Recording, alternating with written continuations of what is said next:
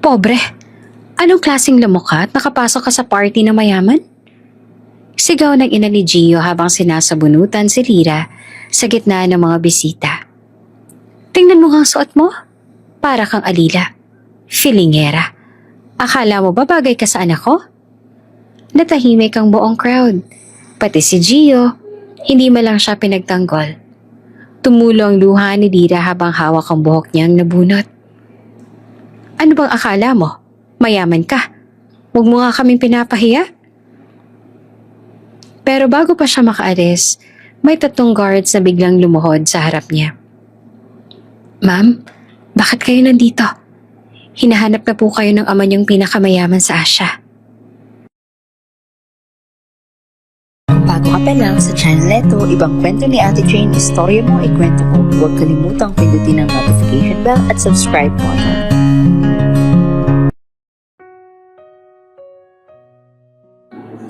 Maagang umalis si Lira sa maliit niyang boarding house. Simple lamang ang suot niya. Naka-ponytail at bitbit ang bag na may laman na notebook, apron at catering cap. Kahit kulang sa tulog, sanay na siya sa ganitong routine. Araw-araw, trabaho muna bago klase. Habang naglalakad papunta sa terminal ng jeep, mabilis siyang chinek ang planner niya. May naka-highlight. Quiz, lab report, VIP catering shift. Hindi siya nagrereklamo, pero halata sa bawat galaw niya ang pagod. Pagdating niya sa catering kitchen, sinalubong siya agad ng coworker na si Ate Belen. Lira, ikaw na naman ang unang dumating. Ngumiti lamang si Lira. Mas okay na to kaysa malate ulit ako sa prof ko. Ay nako, kung ako lang kasing talino mo, baka hindi na ako mag-catering. Biro ni Ate Belen. Napatawa si Lira ng mahina. Hindi niya sinasabi sa kahit sino na hindi niya kailangan ng trabahong to. Hindi alam ng lahat na kaya niyang bilhin ng catering company kung gugustuhin niya. Pero ayaw niya ng special treatment. Ayaw niyang tumawag ng atensyon. Pagkatapos ng morning shift, nagmamadali siyang tumakbo papuntang campus. Halos jogging siya paakyat ng building. Hingal at pitpit pa ang aluminum tray cover na nakalimutan niyang ibalik sa kusina. Napapatingin ng ibang estudyante. May nagtataka. May nanghuhusga. Uy, isn't she that working student? Bulong ng isa. Yeah, yung pinagtatawanan ng classmates nila Gio. She's smart daw pero, look at her. Hindi bagay kay Gio. Tawanan sila. Naririnig ni Lira pero nagkunwari siyang hindi. Pagpasok niya sa classroom, tahimik. Ang lahat ay fresh at ayos ang itsura. Siya, halatang galing sa trabaho. Bigla siyang tinawag ng professor. Lira, since ikaw naman ang may perfect attendance score sa diagnostic exam, can you explain question number 4? Nagulat ang lahat. Si Mia, yung maingay na mean girl ay naparol na lang ng ice. Here we go, sabi niya ng malakas-lakas para marinig pa ng iba. Tumayo si Lira ng mahinahon, confident. Ipinaliwanag niya ang solution. Malinaw at mabilis. Walang yabang, walang pag-aalinlangan. Tahimik ang class habang nakikinig. Yung iba impressed, yung iba naman naiinis. Nang makaupo na siya, bulong ni Mia sa mga kaibigan niya. Sure, top student. Baka nag-cheat. Tawanan ulit. Hindi pinansin ni Lira dahil sanay na siya. Sa hallway pagkatapos ng class, naglakad ang barkada ni Gio at nagsabi, Bro, yung mga tao sa classroom mo, pinagtatawanan pa rin si Lira. Huminto naman si Gio. Ha? Bakit naman? Dude, mukha siyang taga-kainan. At parang may crush daw siya sa'yo? Yeah bro, working student tapos pinutol sila ni Gio. So what? At least productive. Hindi puro social life. Tahimik ang lahat. Medyo nagulat ang barkada niya. Pero hindi na nagsalita pa si Gio. Lunchtime, nakaupo si Lira sa pinakadulong corner ng cafeteria. Mag-isa, umuorder siya ng pinakamurang meal, lumpia at kanin.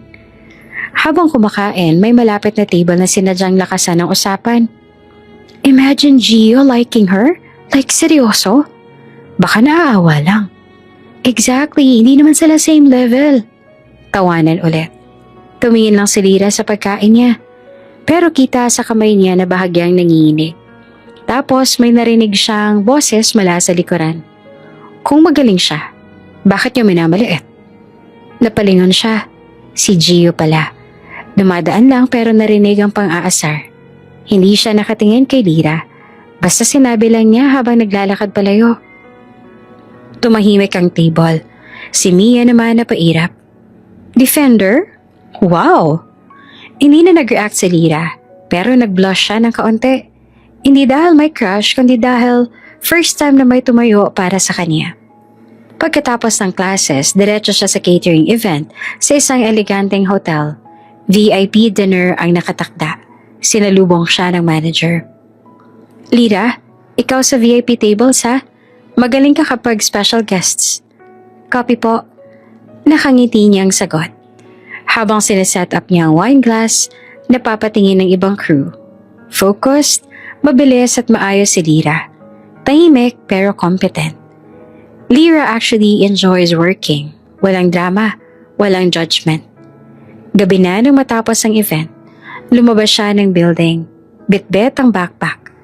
Pagod pero satisfied. Bigla siyang naka-receive ng text. On standby a few meters away. Nanigas siya sandali. Mabilis siyang naglakad papunta sa mas madilim ng bahagi ng kalsada. Isang sleek back luxury car ang dahan-dahang lumapit. Bumaba ang driver. Ma'am Lyra, ihahatid na po. Kuya, sinabi ko na, huwag dito malapit sa campus or hotels. Please. Nakakahiya. Pero ma'am, kuya please, sa kabilang kanto na lang o, hindi dito. Napatingin siya sa paligid. Sana walang nakakita. Pero meron. Sa may gilid ng building, naghihintay ng booked car si Gio. Napakunot siya habang pinagmamasa ng eksena. A luxury car? For Lyra? Hindi niya rinig lahat pero malinaw ang isang linya. Huwag dito, nakakahiya. Napaisip siya. Who exactly is she? Tumango ang driver at umalis papunta sa kabilang block. Mabilis na naglakad si Lyra. Yakap ang bag at halatang kinakabahan na baka may nakakita. Pinanood siya ni Gio hanggang sa mawala sa kanto. Lumapit ang kaibigan niya. Bro, tara na, grab's here.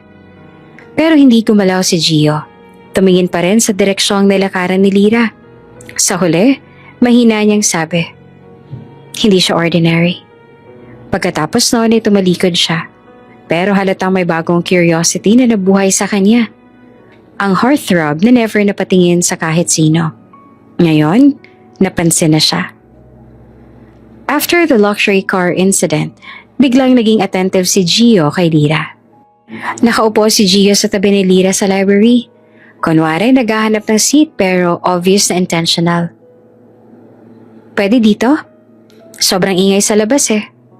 Tanong ni Gio kay Lyra. Si Lyra naman surprised but shy. Oo, sure. He smiles, charming pero may halong kalkulasyon. Napansin ni Gio ang neatly organized notes, color-coded tabs and high scores. His eyes sharpen. Perfect. Pero syempre hindi halata sa mukha. Sa cafeteria, Gio suddenly sits beside her. Friends ng girls naman ang napatingin agad. Do you eat alone palagi? Tanong ni Gio kay Lyra. Sanay na. Pwede ba akong sumabay? Her heart skipped a beat. Hindi sanay na pinapansin ng campus heartthrob. Some students whisper. OMG, are they talking? Ginagawa ni Gio? Mia is obviously jealous, watching them with narrowed eyes.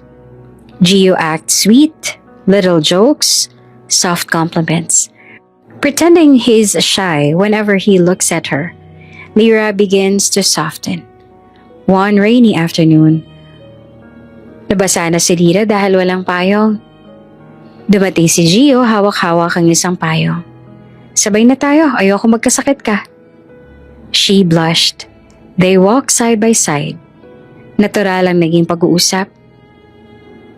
He even buys her hot chocolate. Then he casually says, "Pwede mo ba akong tulungan sa research namin? Hindi ko gets yung topic eh." "Sige, okay lang." Then Gio smiled again, the smile of a man who got what he wanted. For the next day, Lyra tutors Gio in the library, study lounge, even sa under the tree bench. May moments na tumatabi si Gio ng sobrang lapit. Minsan tititig bigla sa mukha niya habang nag-e-explain. "Bakit ganyan ka tumingin? Maganda ka pala pag nagfo-focus." Kinikilig siya. Pero si Gio, habang lalong nilalapit ang loob ni Lyra, unti-unting tumataas ang grades niya with her help. At kapag hindi naman siya available, bigla itong magiging cold, hindi nagre-reply, hindi nagpaparamdam. Kapag kailangan ulit ng project, biglang sweet niya na naman. During late night study session sa empty classroom, Lyra is packing her notes. Gio suddenly says softly, "Lyra, I like you." She freezes. Gio steps closer and eyes sincere looking. "You're different. Gusto kita." Lyra was stunned. "Totoo ba?" "Oo. Can you be my girlfriend?" He even holds her hand. First, gentle touch. She melts completely. They walk home together, holding hands. Lyra goes home smiling, believing she's no longer invisible.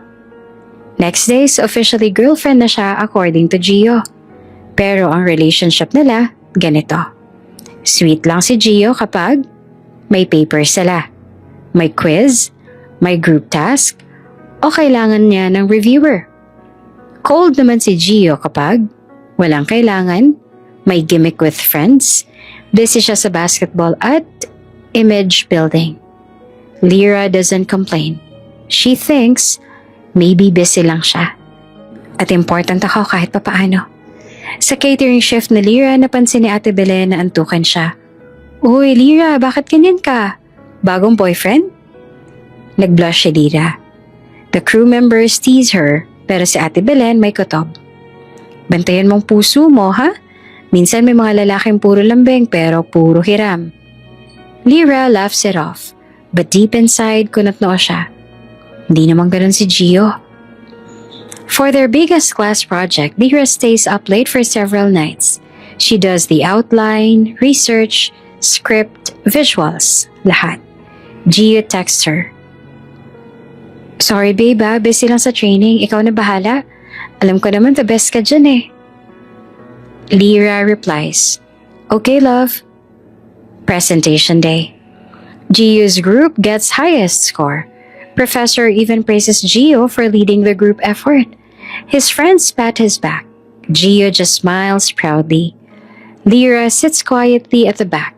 No credit, no mention, no thank you. After class, Lyra approaches Gio. "Congrats! Pero sana next time tulungan mo rin ako kahit konti." Gio suddenly switches mood. "Ano ba yan, Lyra? Ang demanding mo." "Hindi naman, gusto ko lang," sagot ni Lyra. "Pwede ba wag mo nga akong kontrolin? Ikaw na nga pinagtutuunan ko ng atensyon ko tapos ganyan ka." He leaves her speechless. A small tear forms sa corner ng mata niya. Kinabukasan, Gio acts sweet again. Flowers, food. "Sorry babe, pagod lang ako kahapon. Love kita, okay?" At dahil sa first love ni Lyra, napatawa niya agad. Gio walks with his friend behind the gym. "Bro, totoo ba yan? Girlfriend mo na si Lyra?" "Jackpot ka, she's basically your cheat code."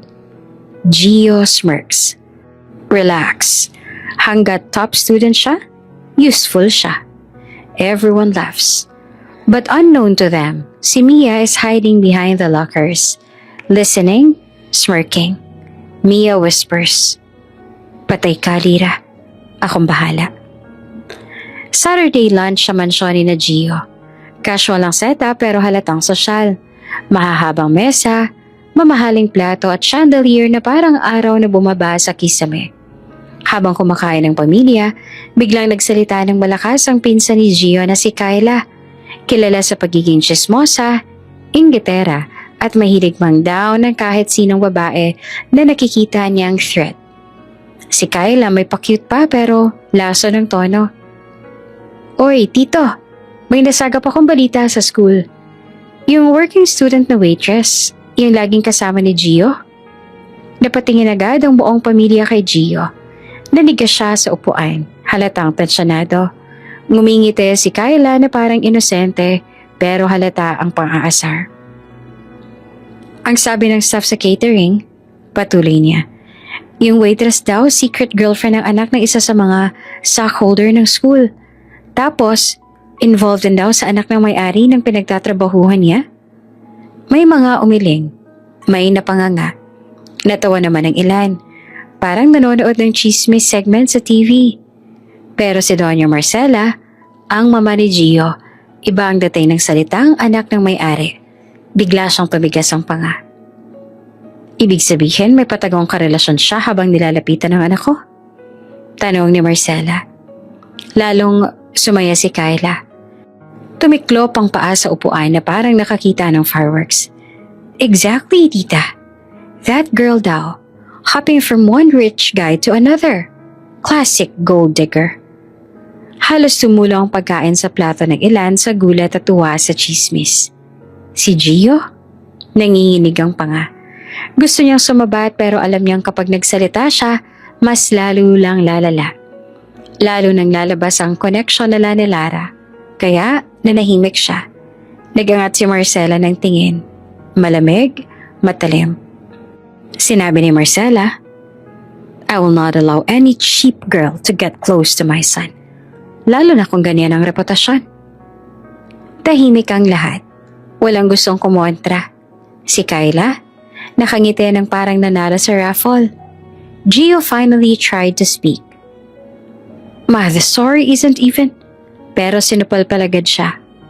Kung taga-catering siya, obvious ang habol. Don't be naive.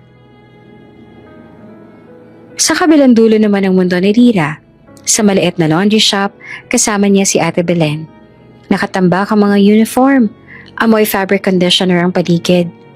Lira, may nagtanong pala sa akin kanina kung may manliligaw ka na raw? Tanong ni Belen. Si Lira naman ay nagulat, tumawa ng mahina. Ako? Sino naman? Wala naman po akong ginagalaw na kahit sino. Pero habang nagpapatuloy siya sa pagtiklop, may kumurot sa dibdib niya. Hindi niya alam kung bakit pero parang may gumugulong na hindi maganda. Gabi na, nasa living room si Marcela, nanonood ng balita. Umupo sa tabi niya si Kyla. Parang pusang dahan-dahang lumalapit. Tita, I just want to protect Gio. Nagpanggap pa itong concern. Alam mo naman ngayon, uso yung mga babaeng nagtatago ng rich connections. Ang sabi nila yung waitress, nakikitulog daw minsan sa bahay ng lalaki. Bumaliktad ang sikmura ni Marcela. That is disgusting. Sakto dumaan si Gio sa hallway at narinig ito. Napatigil siya. Nakita niya si Kyla at ang mukha nitong may ngiting demonyo. Gio clenched his jaw. Pero kahit na gustong-gusto niya magsalita para kay Lira, nanahimik ulit siya. May hiya, may guilt at may takot. Hindi naman na nag-aksaya ng oras si Doña Marcela. Tinawag niya ang driver. Alamin mo lahat tungkol sa waitress na yan. Name, background, pamilya, lahat. Gusto ko kompleto bago matapos ang linggo. Tumango ang driver, halatang kabado. Si Kyla, hindi mapawi ang ngiti. Game na game. Hinila ni Gio si Kyla palabas sa may backyard. Ano bang problema mo ha, Kyla? Nagkibit-balikat naman si Kyla na pa-sweet pa. What? I'm protecting you. That girl is not for you. Gio gritted his teeth. Hindi mo naman siya kilala. Exactly. Malalim ang tingin niya na pabulong. If she's nothing, then she should stay nothing. Tumalikod si Gio, disgusted, pero wala siyang ginawa para tumigil ang pinsan. Kinaumagahan, pagpasok ni Lira sa catering, iba ang tingin ng mga tao. May bulungan, may turo, may ngisi. Yan daw yung may rich boyfriend. Hindi lang daw dalawa. Grabe sipag niya mag-akyat. Lyra froze. Parang nilamon siya ng sahig. Lumapit naman si Ate Belen. Hinila siya sa gilid. Lyra, may kumakalat na chismis about you. Tumawa naman si Lyra ng pilit. Naku Ate Belen, siguro misunderstanding lang. Pero sa mata niya, may takot, may sakit, may tanong. Habang nagsiserve ng drinks si Lyra, dumating naman si Leon, ang anak na may-ari ng catering. Serious type, tahimik. Agad na nagbulungan ng crew. Ayan ang sinasabi nilang jowa raw ni Lyra. Leon frowned. Lumapit siya kay Lyra. Miss, do we know each other? Tanong ni Leon. Nawala naman si Lyra sa kahihiyan. No sir, pasensya na po. Hindi ko po alam bakit. Pero bago pa siya makapagpaliwanag, dumating na si Doña Marcela. Dire-diretso, malamig ang tingin. Handa na sa gera. At nakita niyang eksena, Lyra talking to Leon. Sumiklab ang galit niya. So, the rumors are true. You're involved with the owner's son. Habang nilalandi mo ang anak ko? Tanong ni Doña Marcela. Napalingon ang buong staff. Nagulat naman si Leon. Nanigas si Lyra. She shook her head, nanginginig. Ma'am, hindi po. Pero sumigaw si Marcela. Don't you lie to me. I know your type. Social climber. Opportunist. Gold digger. Parang tinamaan si Lyra ng 10 kutsilyo. Tumulo ang luha niya kahit pilit niyang pigilan. Hindi siya makahinga. Hindi siya makapagsalita. Pumasok naman si Gio, hingal dahil tinext siya ni Kyla. And he saw everything. Si Lyra, umiiyak. Takot, pinagtatawanan. Ang ina namang si Marcela, nakataas ang kilay. Galit na galit. Ang mga employees nagbubulungan. At si Leon, hindi makagalaw. Nakita ni Lyra si Gio. Parang nagsusumamo. Naghihintay ng kahit kaunting depensa. Kahit isang salita. But Gio lowered his gaze. Hindi siya nagsalita. Hindi siya lumapit. Hindi niya siya pinaglaban. Si Marcela ay may malamig na boses. Anak, this is the girl you've been seeing? At sa harap ng lahat ni hindi malang kumonta si Gio. Si Lyra, tulad ng pusong nabasag ay tuluyan ang gumuho. Makalipas ang ilang araw, hindi na nagpakita si Gio. Wala man lang text, tawag, o kahit simpleng kamusta. Si Lyra tahimik lang pero halatang bigat sa dibdib. Nalilito siya. Guilty at sobra pa rin ang hiya sa nangyari. Isang hapon, nag-aayos siya ng mga upuan pagkatapos ng klase. Nang yumuko siya para pulutin ang isang papel, may lumapit. Si Gio. Babe, mahina ang boses niya na parang pagod. Sorry sa mga nangyari pero gusto kong bumawi sa'yo. Napatigil si Lyra at hindi makagalaw. Gio continues. Come with me sa birthday ng lola ko. I want to introduce you. Nanlaki ang mga mata ni Lyra. Hindi niya ina-expect na after everything may ganito. Siguro mahal niya talaga ako. Isip niya. Ngumiti siya ng mahina pero totoo. Yes, sagat niya. Pero habang nakatalikod siya sandali para ayusin ang gamit, hindi niya nakitang nag-iba ang mata ni Gio. Hindi iyon excitement, hindi saya. Troubled, guilty, parang may tinatago. Sa maliit niyang kwarto nag-ready si Lyra. Isa lang ang maayos yung damit. Simple, pastel blue, malinis at disente. Inayos yung buhok niya gamit lang manipis na suklay. Tapos, light makeup lang. Tumingin siya sa maliit niyang salamin. Okay na siguro to, kahit hindi magara ang suot ko. Tumawag si Ate Belen. Lyra, sure ka na ba nadadalo ka dyan? Oo ate, gusto niya akong ipakilala. Sagot ni Lyra habang pinapantay ang blush niya. Tahimik naman si Ate Belen sandali. Kung mahal ka talaga, hindi ka ipapahamak. Kaya mag-ingat ka ha. Akala ni Lyra, overprotective lang si Ate Belen. Kahit may kaba, mas nangingibabaw ang pag-asa. Sinalubong siya ni Gio sa labas. Ang linis niyang tingnan. Naka-formal suit, polished shoes, well-groomed, pero tahimik siya. Cold, distracted. Napansin naman niyo ni Lyra. Okay ka lang? Ngumiti si Gio ng pilit. Half smile lang. Yeah, don't worry, just behave, okay? Huwag ka masyadong magsalita. Parang may tumusok sa puso ni Lyra, pero pinalipas niya. Siguro kinakabahan lang siya, sabi niya nga sa sarili. Pagdating nila sa mansyon ni Lola Victoria, kinabahan na nga si Lyra. Sobrang ingrande. Malalaking chandeliers, valet parking, guests in gowns and tuxedos. Para siya nakapasok sa mundo na hindi niya pinangarap sakupin. Napahinto siya. Gio leans close. Don't look scared, just follow me. Pagpasok nila, halos lahat ng mantayan napunta kay Lyra. Whispers, raised eyebrows, smirks. Waitress ang vibe. Ang cheap ng damit ha.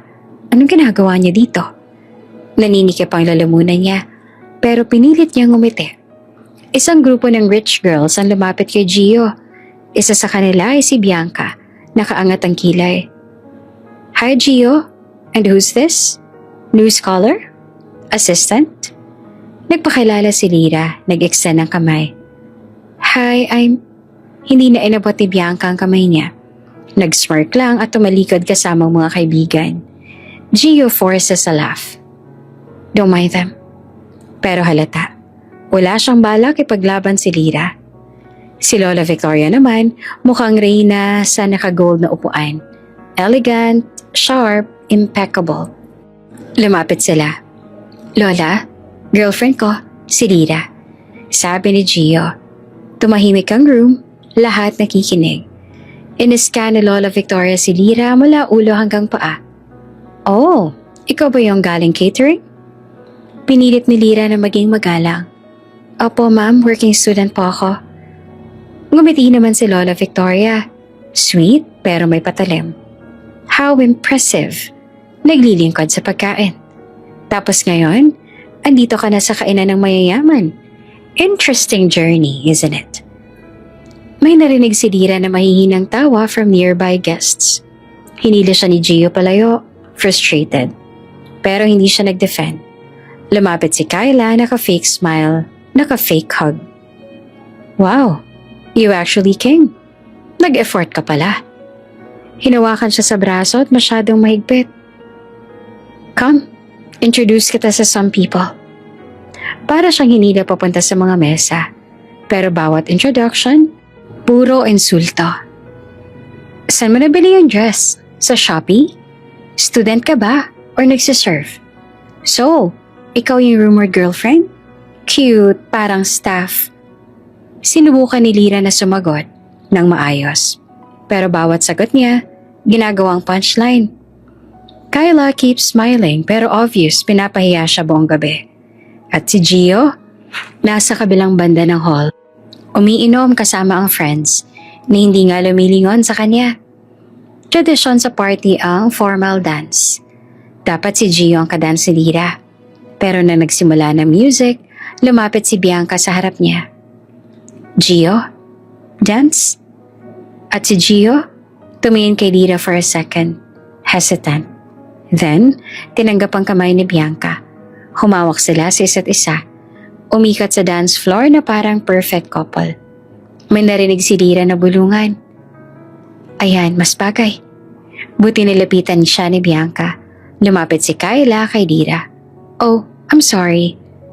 Akala mo ba ikaw ang kadance niya? Hindi dito, girl. Mag-isa si Lyra. Nakasiksik sa sulok.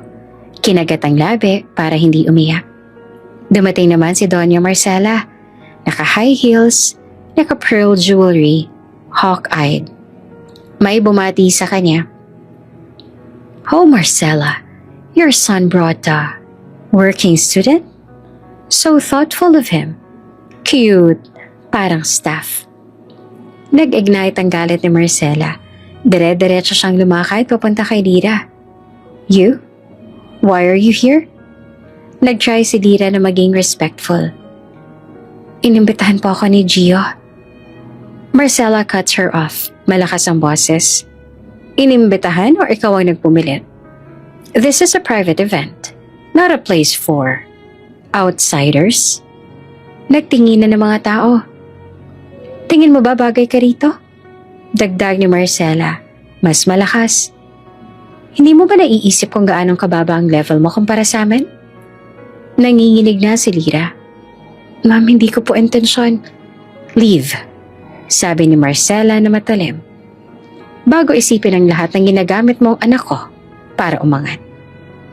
Napansin ni Gio ang eksena mula sa dance floor. Ma, stop. Kasalanan mo to, sigaw ni Marcella. Bakit mo dinala dito ang babaeng yan? Natahimik ang lahat. Si Bianca nakasmirk. Si Kyla satisfied. Si Lola Victoria, calm but cruel. Gio, you can date anyone you want, sabi ng Lola. But not someone like her. Hindi natin siya ka-level. Tumangong ilan.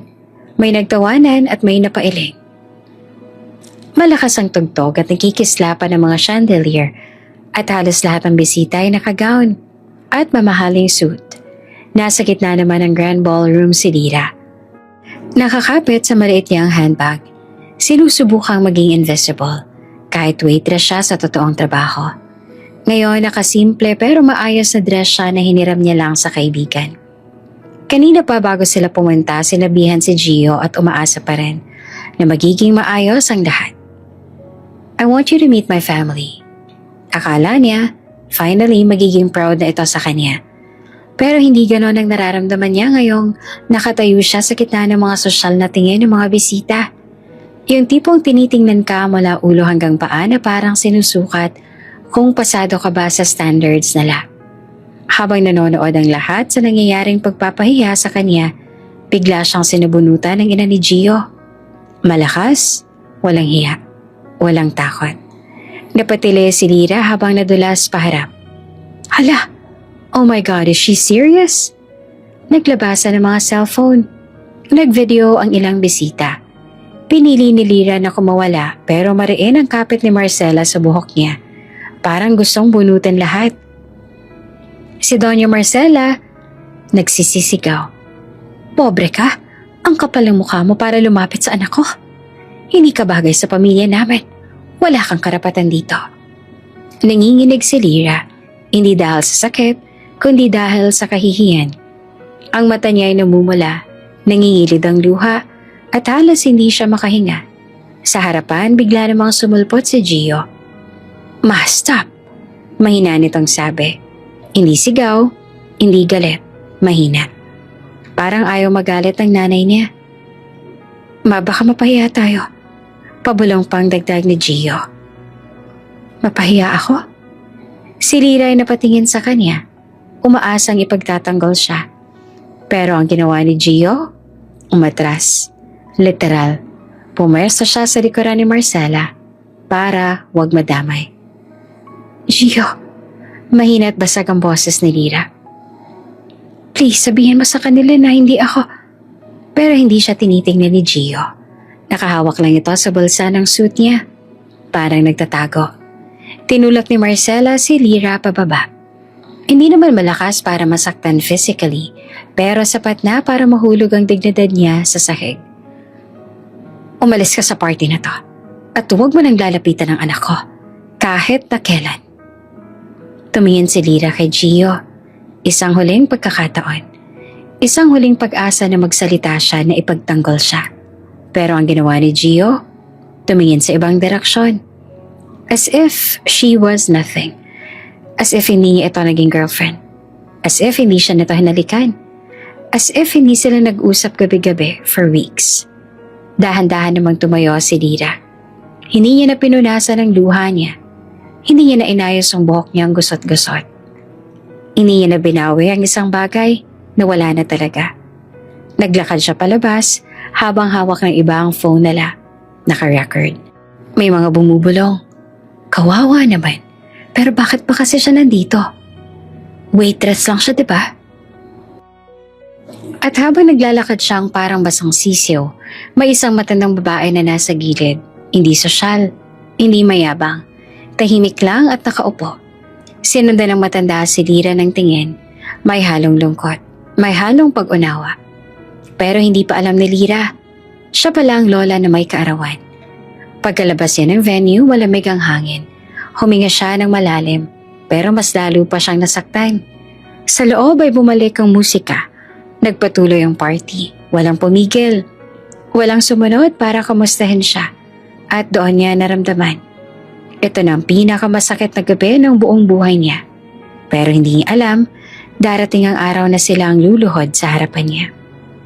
Pagkalabas ni Lira ng Grand Ballroom, akala niya ay tapos na ang kahihiyan. Akala niya sapat na ang sampal sa dignidad niya, pero hindi pa pala. Hindi pa siya nakakalayo ng may isang grupo ng mga bisita. Puro tita, pinsan at barkada ni Gio ang sumunod sa kanya sa hallway. Mga nakagown, may hawak na wine glass at halatang sabik sa dama. "Hoy!" tawag ng isang tita. May edad pero nakabling malaleeg hanggang pulso. Napalingon si Lira kahit nanginginig pa ang kamay niya. "Anong akala mo sa sarili mo?" Tumaas ang kilay ng isa pang tita. "Filingera ka kasi, no? Tama nga si Marcela. Hindi ka bagay sa pamilya namin." Parang hindi siya tao. Parang issue lang siya sa group chat nila. Pinilit na lang ni Lira na huminga. "Pasensya na po kung wala agad siyang pinatigil ng isa. Huwag ka na nga magpaka-inosente. Ginagamit mo lang kagupuhan ni Gio, hindi ba?" Nanghina ang tuhod ni Lira. Hindi niya na alam kung saan nanggagaling ang mga paratang. Hindi niya kayang lumaban, kahit alam niyang mali naman sila. Lumapit ang pinsan ni Gio, yung kilalang maarte. Mahilig ipagmayabang ang branded niyang bag. "Alam mo ba kung paano kita nakilala? Lagi ka nakababad sa library. So obvious na ginagamit mo siya para pakopya." "Hindi po totoo yun." Mahinang sagot ni Lira. "Hindi ko po siya ginagamit. Nagtatrabaho po ako. Pinaghihirapan ko po ang lahat." Nagkatawanan ng grupo. Malalakas at mapanlait. "Pinaghihirapan daw? Waitress ka nga, diba? Ay wow, so prestigious. That dress, sino nag-sponsor? Si Gio? Malay mo nagpa-awa effect lang para one day maging girlfriend niya ko, no?" Hindi na nakatiis si Lira. Tuloy-tuloy ang luha niya. Pero kahit umiiyak, nakatayo pa rin siya ng diretsyo. "Ayos ang pong insultuhan niyo ako," mahinang sabi niya. "Pero sana po, huwag niyo nang sabihin ginagamit ko siya. Hindi po ako ganon." Mas lalo lang siyang umingay. "Ang kapal mo pa rin talaga magsalita, no? Oo nga pala, pumunta ka nga pala rito. Hindi iniisip kong bagay ka. Gumawa ka pa talaga ng eksena. Pati tuloy si Marcela, napahiya." May lumapit pang isa, ang kumare ni Doña Marcela, na halatang sanay nang maglabas sa mga judgment sa ibang tao. "Girl, kung gusto mong umangat, sa ibang paraan mo gamitin. Hindi yung umaasa ka sa pogit mayaman. Hindi lahat ng babae kumakapit sa gwapo ay nagtatagumpay." Pinipilit pa rin ni Lira na maging mahinahon. "Kilala ko po ang sarili ko. Hindi niya ako sinusuportahan. Hindi po ako humihingi ng kahit ano." Pero parang gasolina ang bawat salita niya. Lalo lang umapoy ang mga ito. "Ha? Hindi ka humihingi? Anong tawag sa pagdikit mo sa kanya? Charity work niya?" "Kaya ayun, naaawa siguro sa'yo kaya dinala ka rito. But girl, hindi ka pasok. Harsh pero truth." Hindi na alam ni Lira kung ano ang mas masakit. Yung sinabunutan siya kanina o itong paulit-ulit na pagyurak na parang wala siyang kwenta. "Kung ako sa'yo," dagdag ng isa, "umuwi ka na. Nagpapaka-epal ka pa dito." "Oo nga, baka isipin ng ibang guest na part ka ng entertainment." Isang tawa, dalawa, sunod-sunod na. Para siyang binabato kahit walang bato. Para siyang nilulunod sa ingay kahit walang tubig. Habang tinutuligsa si Lira ng grupo, may biglang dumating, si Miss Olivia. Ang matandang babae na nakita niya nakaupo kanina. Tahimik, elegant pero hindi mayabang. "Excuse me?" Malumanay pero matigas ang tono. Tumahimik ang lahat. Bakit niyo siya sinisigawan dito sa hallway? Hindi pa ba sapat ang ginawa sa kanya kanina? Nagkatinginan ng mga tita. Hindi po. We were just... Pinapaalala lang namin sa kanya ang place niya. Sabi ng pinsan na pilit pang confident. Ngumiti naman ang matanda, pero hindi mabait ng ngiti. Yung tipong, I know exactly what you're doing. Ganun ba? At kailangan ninyong magsama-sama para sigawan ng isang babaeng umiiyak? Walang sumagot. Tumingin si Miss Olivia kay Lira. Iha, okay ka lang? Napakagat-labi si Lira. Umiiyak pero nakayuko. Okay lang po. Hindi ka okay? Sagot ng matanda. Pero humahanga ako sa'yo.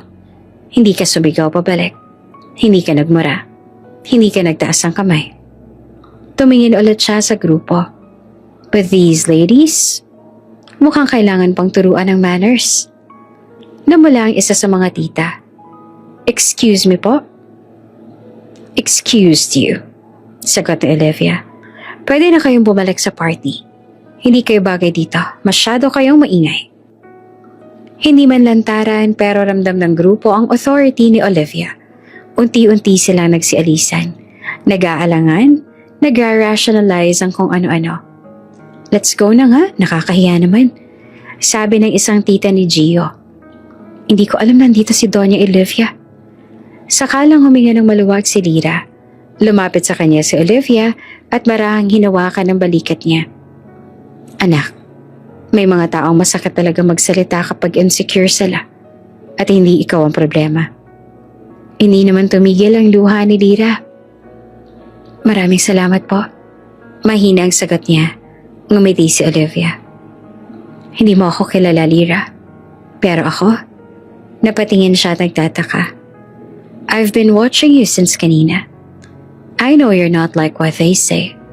And trust me, minsan, ang mga pinakamagagalang na inaapi, sila ang tunay na may class. Hindi naman alam ni Lira, si Olivia pala ang pinaka-importanteng tao sa buong party, higit pa kay Marcela. At sa loob-loob ni Olivia, isang tanong ang unti-unting nabubuo. Bakit parang pamilyar ang mukha ng batang to? At bakit parang may connection siya sa taong matagal ko nang hindi nakikita? Uuwi na po ako, sabi ni Lira. Habang naglalakad siya ay umiiyak pa rin si Lira. At kahit hindi niya pa alam, that night, the most painful night of her life, ay magiging simula ng malaking pagbabago. At ang mga taong nanlait sa kanya. Hindi pa man nakakalabas si Lira sa mansyon, narinig niya ang mga yabag. 3 babae, 2 pinsan ni Gio at isang malapit na family friend ang biglang pumigil sa paglabas niya. Hindi pa rin kontento sa kahihiyang naranasan niya, halos hindi makita ang daan dahil sa kaguluhan ng luha niya. Masakit ang anit niya mula sa pagsabunot ni Doña Marcela. Pero mas masakit ang bawat salitang ibinato sa kanya. Ang feeling niya, parang siyang pinakamaruming bagay sa loob ng ingrandeng party. Ayan ang maganda, umiiyak, tawa ng isa. Kasi naman, charity case lang naman talaga siya. Feeling talaga. Correct, ang kapal ng mukha. We're sure hinayaan lang siya ni Gio kasi ang alam ko, kinailangan niya ni Gio para sa mga exams at projects. Umiwas ang tingin si Lira, pero narinig niya ang lahat. Hoy girl, sabi ng mas bata sa grupo. Next time, huwag kang papasok sa lugar na hindi para sa'yo. Pinagtaasan niya si Lira ng kilay. As in ever. Ang isa namang waiter na kaedad niya, nakita ang sitwasyon pero mabilis itong tumalikod. Hindi dahil takot, kundi dahil alam niyang bawal makisawsaw sa gulo ng mayayaman. At doon nag-sink in sa puso ni Lira. Wala siyang kakampi. Hindi rito, hindi kasama ng pamilya ni Gio, at hindi sa mundo nila. Hindi pa rin nagsasalita si Lira. Ayaw niya magsinungaling para lang tumigil sila. Hindi ko siya ginamit. Mahina niyang sagot. Ang boses ay halos pabulong dahil sa panginginig. I never asked for anything. Mas lumakas ang iyak niya, pero hindi niya na naitago. And yet, kahit ganon, Hindi niya sinigawan ng mga ito pabalik. Hindi siya nagwala. Hindi niya sinabing, tigilan niyo ako. She endured it. Tahimik. Huminga ng malalim at pinilit ang respeto kahit wala siyang natatanggap na kahit katiting na respeto mula sa kanila. Pag-alis ni Lyra, hindi niya alam na may isa pang taong nakakita sa lahat.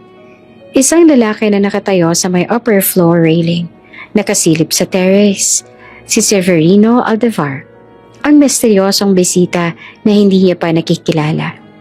Tahimik ito nakamasid sa kanya mula kanina. At habang pinapanood niyang umalis si Lyra, may biglang kumislap sa mata niya. Interesting. At doon natatapos ang gabi. Masakit, magulo, pero may isang pares ng mata na maaaring magbago ng takbo ng lahat. Mainit ang ilaw ng ballroom pero malamig ang pakiramdam ni Lyra habang naglalakad siya sa bitbit at tray na champagne. Ang event na ito ay isa sa pinakamalaki ngayong buwan at ang catering company nila ang napiling mag-handle. Kaya kahit pagod, masaya dapat siya at malaking opportunity ito. Pero hindi niya inaasahan ang event na iyon ay dadaluhan din ng pamilya ni Gio. Nang makita siya ng ilang tita, agad silang nagtinginan at nagbulungan. Ilang minuto pa lang siya doon, pero pakiramdam niya ay ilang oras ng pagtitiis ang lumipas. Nakangiti siya, pero ramdam ang puso niyang unti-unti siyang nababasag. Oh, siya ba yan? Bulong ng isang tita, hindi malang naghinay-hinay. Yung kasama ni Gio minsan sa birthday ni Lola Victoria? Nako, waitress nga talaga siya. Sagot naman ng pinsan. Akala ko pa mandirigma. Yun pala tagabuhat ng baso. Tawa ng isa pang tita. Hindi nila alam na dinig ni Lyra.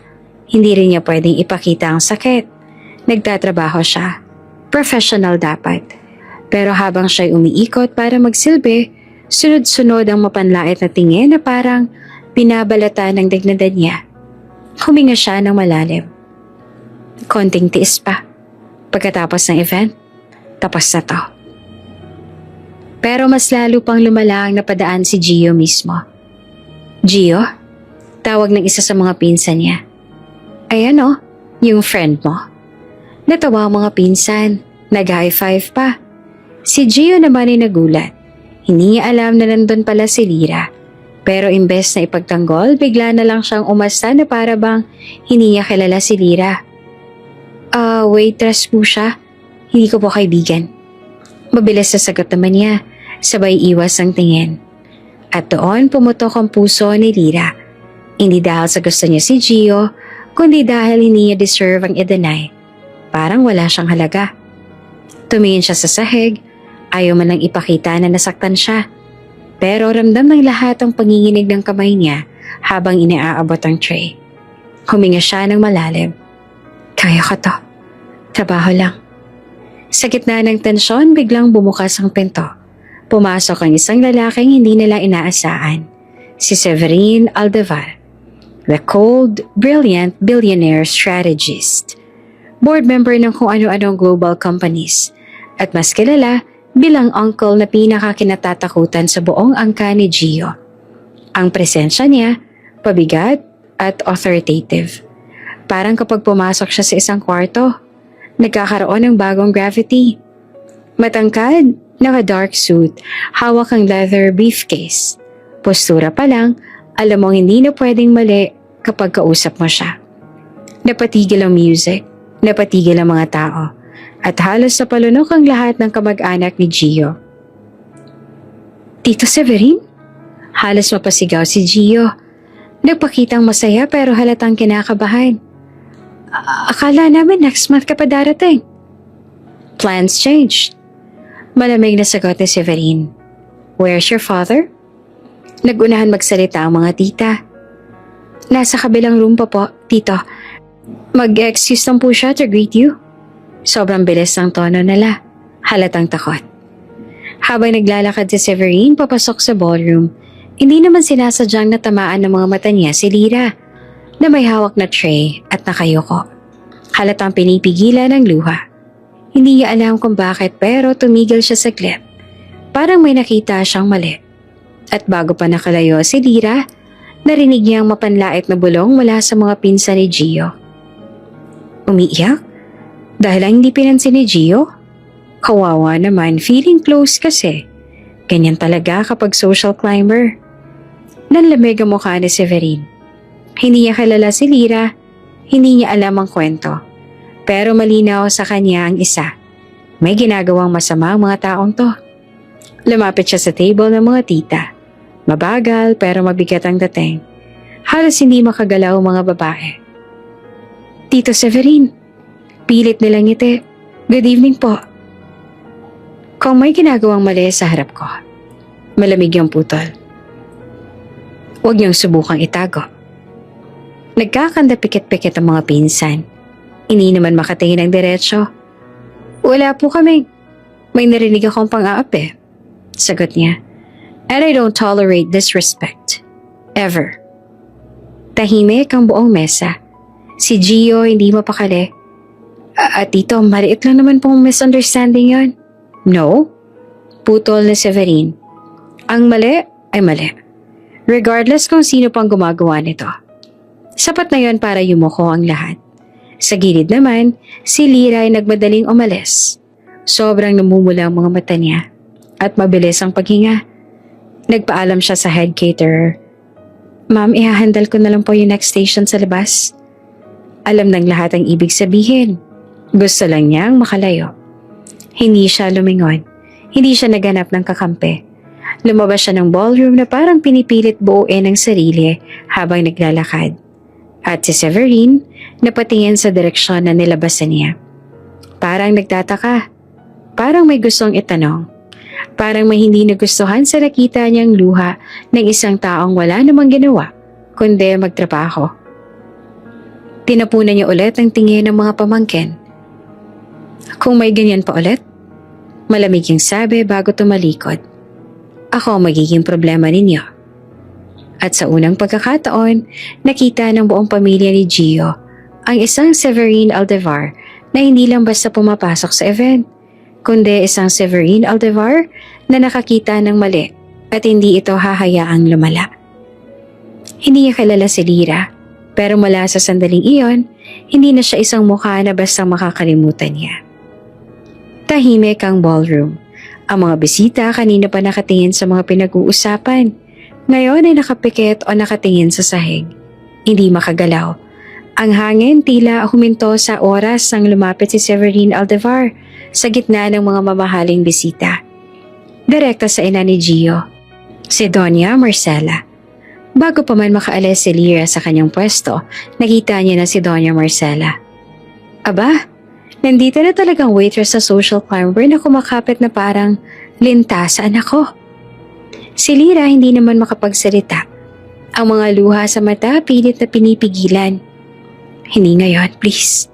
Bulong niya sa sarili. Marcela. Malamig at malinaw ang tono ni Severine. Walang kaarte-arte. Kung sa harap ko, sinasaktan mo ang mahihirap.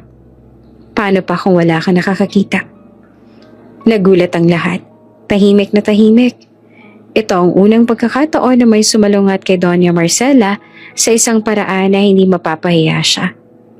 Maliban na lang sa mismong mata ni Severine na tila ba nagbabanta ngunit hindi sinasabi. Si Doña Marcela, kilala sa pagiging mapagmataas at walang takot sa kahit sino sa social circle niya. Napatingin. Ang bibig niya na karaniwan ay nakangiti o nakasimangot sa iba. Ngayon ay nagtataka. Hindi niya maintindihan kung paanong may nakasalungat sa kanya ng ganito sa harap ng maraming tao. At hindi siya mapahiya ng kapwa niya. Lahat ay nagulat. Ang mga pinsan at tita ni Gio na kanina nagbubulungan at tumatawa sa kahihiyan ni Lyra, ngayon ay tahimik. Ang kanilang mga bibig ay nakabukas. Hindi makapaniwala sa tapang na Severine. Ang mga waiter at catering staff na dati natatakot at tahimik lang ay nagulat rin sa lakas ng dating ng matanda. Si Gio nakatingin sa pagitan ng ina at tito niya. Hindi alam kung matatawa, mapapaiyak o magtataka. Si Lyra na kanina pang umiiyak sa isang sulok ay nakatingin rin.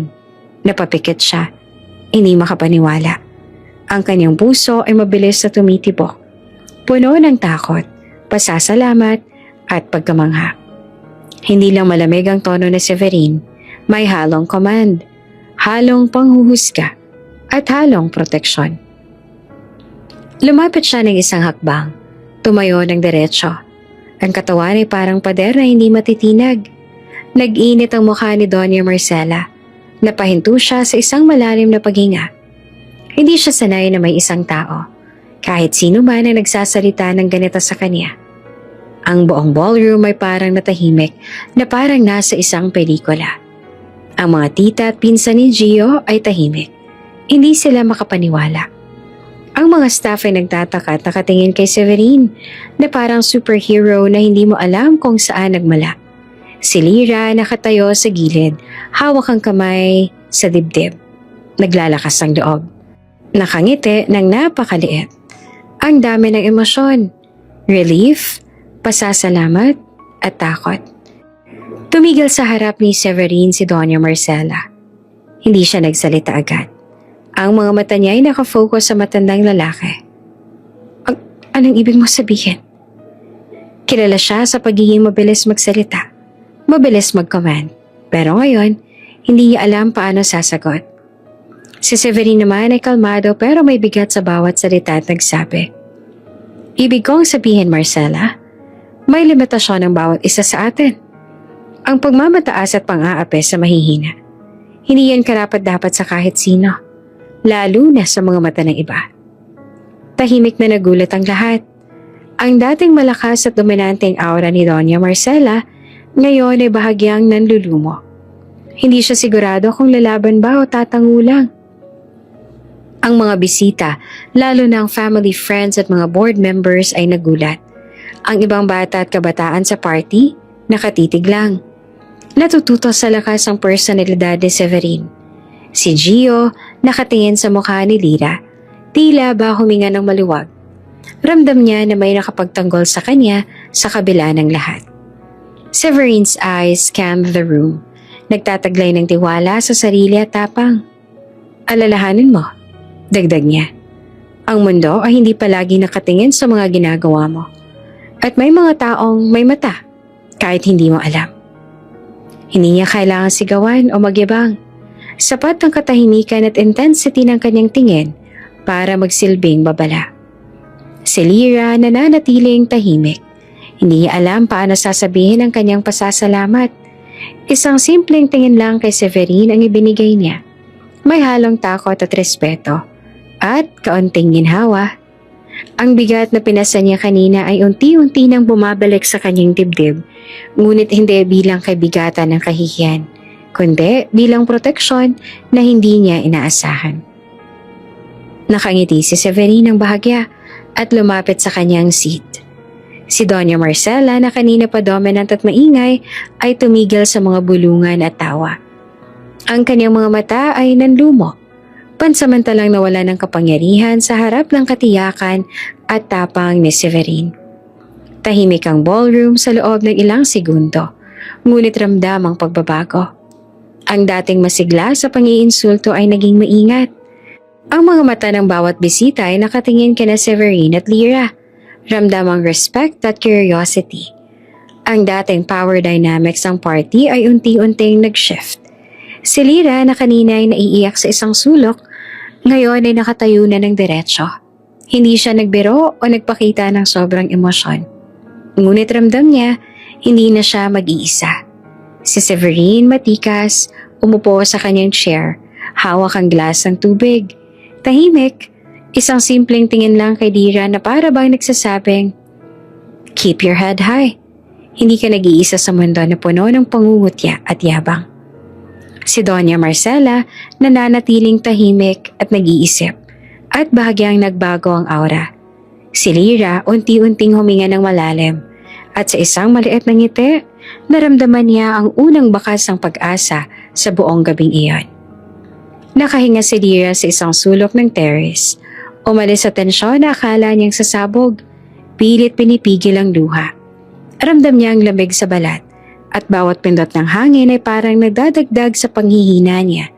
Nang makita ito ni Severine, hindi niya na pinigilan ang sarili. Dahan-dahan siyang lumapit. Walang halong drama. Walang kaba. Parang predator na tahimik ngunit nakaka-intimidate. Inabot niya ang kanyang blazer. I think you need this. Mahina ngunit matatag ang boses niya. Nagulat naman si Lyra. Sir, hindi po kailangan. Ngunit bago pa man niya matapos ang pangungusap, ipinatong na ni Severine ang blazer sa kanyang balikat. Ang bigat nito ay hindi nakakadismaya, kundi nakakaaliw. Para itong mensahe, hindi ka nag-iisa. Tahimik na naglakad si Severine pabalik sa loob ng terrace area. Nakatingin sa bawat galaw ng bisita. Hindi niya alam kung sino nang uusisa o nagpaplano ng panibagong insulto. Ngunit ramdam niyang may panganib. Si Lyra hawak ang blazer, nakatitig sa kanya. Ang puso niya ay mabilis sa tumibok. Hindi dahil sa kaba, kundi sa kakaibang proteksyon na bigla niyang naramdaman. Bago pa siya makaalis, biglang naramdaman ni Lyra ang bigat ng presensya sa paligid. 3 lalaki ang lumuhod sa kanilang harapan. Elite private guards ang ballroom. Mataas, naka-black suit. Ang mata ay parang hawak ang buong paligid. Ang katawan ay tense sa tandang umatake kung kailangan. Isa sa kanilang humarap kay Severine. Sir, may unusual activity sa area. Kailangan namin ng confirmation. Ngumiti naman si Severine ng kalmado. Sila na ang proteksyon natin. Sabay turo kay Lyra. Napalingon naman si Lyra. Hindi makapaniwala sa sinabi niya. 3 lalaki, handa siyang bantayan kahit na anong mangyari. Tahimik na nag-ikot ang mga bisita. Napapansin ang biglang pagbabago sa dynamics. Ang dating maingay at bastos na grupo ngayon ay nagtatakang nakatingin. Ang mga tita at pinsan ni Gio ay parang maliit na lang sa harap ng 3 elite guards. Ang mga staff at waiter na dati natatakot at tahimik ay napapatingin sa seguridad at nagkaroon ng sense of relief. Si Lyra dahan-dahang huminga. Ramdam niya ang init ng blazer at ramdam niya ang bigat ng seguridad sa harap niya. Parang nagsasabing, hindi ka na apektado ng pangungutya nila. Isa sa mga guards ang leader ng trio. Lumapit kay Severine. Sir, shall we escort her inside safely? Tama, sagot ni Severine. Ngunit bago nila gawin iyon, tumitig siya kay Lyra. Are you okay? Po, okay na po. Sagot ni Lyra na nanginginig, pero may maliit na ngiti sa labi. Tahimik niyang iniwan ang terrace area habang naka-blazer, hawak ng 2 guards ang bawat gilid niya. Habang si Severine naman ay nasa harapan, ang bawat hakbang ay may tiwala, may proteksyon, at may sense ng seguridad na hindi niya naramdaman dati sa loob ng mga elite gatherings. Habang naglalakad, hindi na nagsalita si Severine. Ngunit bawat tingin niya kay Lyra ay parang may mensahe. Hindi mo kailangang magpaka-weak. Hindi ka nag-iisa. May taong nakatingin at nagmamalasakit sa'yo. Lahat ay sapat na para mapawi ang kaba at panghihina ni Lyra. Ang trio ng guards ay tahimik ngunit mapanuri. Ang mata nila ay nakatingin sa bawat bisita na lumalapit. Bawat galaw na maaaring magdulot ng problema. Kahit walang karga na armas. Ramdam na ramdam ang presensya ng kapangyarihan. Ang ballroom na dati puno ng ingay, ngayon ay tahimik. Ang mga bisita na kanina pa nakangiti sa pangiinsulto ay nagtataka. Si Lyra na kanina ay nanginginig at umiiyak, ngayon ay tahimik ngunit may kakaibang kumpiyansa. Dumating sila sa isang quiet hallway, malayo sa eyes of gossiping guests. Ang guards ay naghintay sa labas ang pintuan, habang si Severine ay tumingin kay Lyra. Here, sabi niya. You're safe now. Si Lyra ay napangiti sa unang pagkakataon ngayong gabi. Ramdam niya ang panghihina at kahihiyan na kanina ay unti-unti nang nawawala. Maraming salamat po, sir. Mahinang bulong niya. Hindi mo kailangang pasalamatan. Basta tandaan mo, hindi mo kailangang tiisin ang pang-aapi. Sagot ni Severine. Bago umalis, lumingon ang guard sa paligid. Tiniyak na walang banta. Ang kanilang presensya ay parang paalala sa buong paligid. Hindi ka pwedeng basta-bastang manggulo sa mahihina. kung nandito kami. Si Lyra habang pinagmamasdan sila ay napaisip, hindi lang basta proteksyon ang naramdaman niya. May tiwala, respeto at panatag na parang may invisible wall na nagtatanggol sa kanya. Habang bumalik sa loob ng party, si Lyra naman ay tahimik. Hindi siya nakatingin sa kung sino man ang bisita. Ang alam niya, ang gabi na iyon ay isang malaking punto. May isang tao, si Severine at ang kanyang guards na handang ipagtanggol siya mula sa pangungutya, kahihiyan at pambabastos. Ang blazer sa balikat niya hindi lang simpleng damit. Isang simbolo iyon ng proteksyon. Ang mga hakbang niya ngayon ay mas matatag, mas confident, at may bagong lakas na hindi dala ng yaman o popularidad kundi ng respeto at tiwala. Si Severine na nakatingin sa kanya mula sa corridor. Ang mata ay puno ng intensity pero may bahagyang ngiti. 3 guards, nakaposisyon sa paligid, handa sa anumang mangyari. At kahit hindi pa niya alam, ang gabing iyon ay magiging simula ng pagbabago sa buhay niya, sa ballroom at sa mundo ni Gio. Ang pang-aapi ay natigil, ang respeto ay naibalik, at ang isang estranghero na may presensya ng kapangyarihan ay naging unexpected hero niya.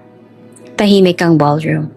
Ang mga mata ng lahat ay nakatingin kay Lyra na kanina pa nakaupo sa sulok. Tahimik at magalang kahit napahiya. Ramdam pa rin ang lamig sa hangin. Pero ngayon ay mas matatag siya. Nakataas ang ulo, hawak ang blazer ni Severine at tila ba may bagong aura ng lakas sa kanya. Bigla namang huminto ang pag-uusap ng mga bisita nang marinig ang boses ng isa sa mga elite guards. Malakas, malinaw, puno ng pagkabigla. Ma'am Lyra, kayo po ba talaga to? Nagulat naman si Lyra. Ako po ba? Mahina niyang sagot. Hindi pa rin niya maintindihan ang sitwasyon. Ang buong crowd mula sa mga tita at pinsan ni Gio hanggang sa mga family friends ay nagulat. Ang ilang bisita, kanina pa busy sa social chatter, ngayon ay nakapikit sa disbelief. Isa pang guard ang tumayo, inaayos ang posture niya at may kahalong respeto at awe sa tono. Ito po ang anak ni Ramon Imperial, the richest man in Asia. Ang may-ari ng 73 conglomerates. Nagulat ang lahat. May ilan na napalingon sa isa't isa, nanlumo. Ang ilan ay nakatayo sa kanilang mga upuan, halos hindi makapaniwala. Si Doña Marcela nakatingin kay Lyra, parang hindi makapaniwala. Ang dating batang waitress na kanina pa tinutokso at pinahiya, ngayon ay isang babae na may ngiting hindi na basta-bastang mapapalitan ng insulto. Tahimik ang ballroom sa loob ng ilang segundo. Ramdam ang tensyon. Ang pinsan ni Gio na nag-imbento ng kwento tungkol sa secret girlfriend ay may hawak na napakaliit na bibig. Hindi siya makapaniwala. Ang iba pang bisita, socialites at board members ay nakapikit. Hindi sila makapaniwala sa biglang pagbabago ng status ng batang babae sa harap nila. Si Lyra nakatitig sa sahig sandali. Ramdam ang bigat ng titig ng crowd. Hindi siya galit. Hindi rin natatakot. Ito ay purong disbelief. Si Gio nakatayo sa harap niya. Hindi alam kung saan tumingin. Sa una, gulat. Sunod, takot na baka nasaktan siya sa maling paraan ng babae.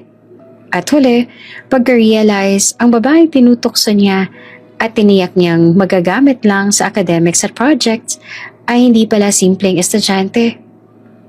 Lyra, ano? Paano? Hindi niya alam kung paanong sisimulan. Ang mga salitang lumalabas sa bibig niya ay parang walang saysay. Tumayo si Lyra ng dahan-dahan.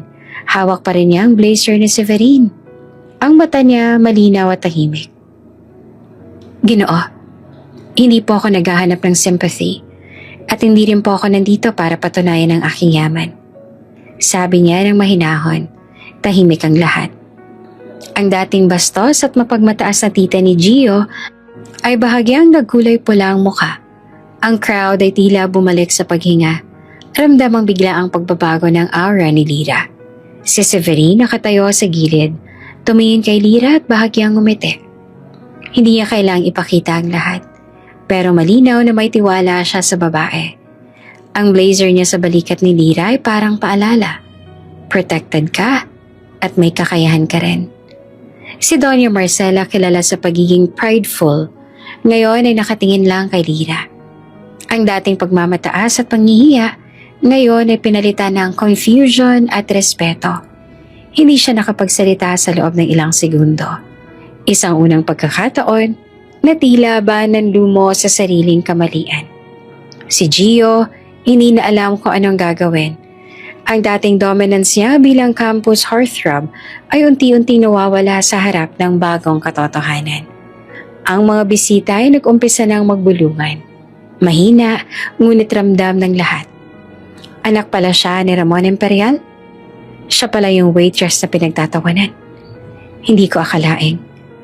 Ngunit walang tumingin kay Lira nang may pangungutya. Ang dating chismis ay naglaho in instant.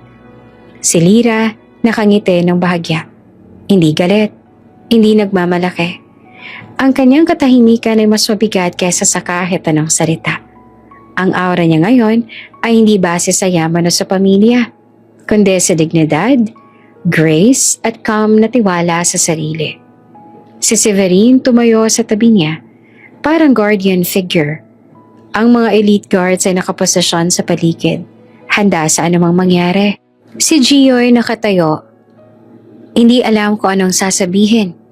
Ang dating confidence niya ay naglaho, pinalitan ng kabiguan at respeto. Pasensya na, Lira. Mahina ang bulong niya. Hindi niya alam kung paanong babawi sa lahat ng pag-iinsulto at paggamit niya sa babae.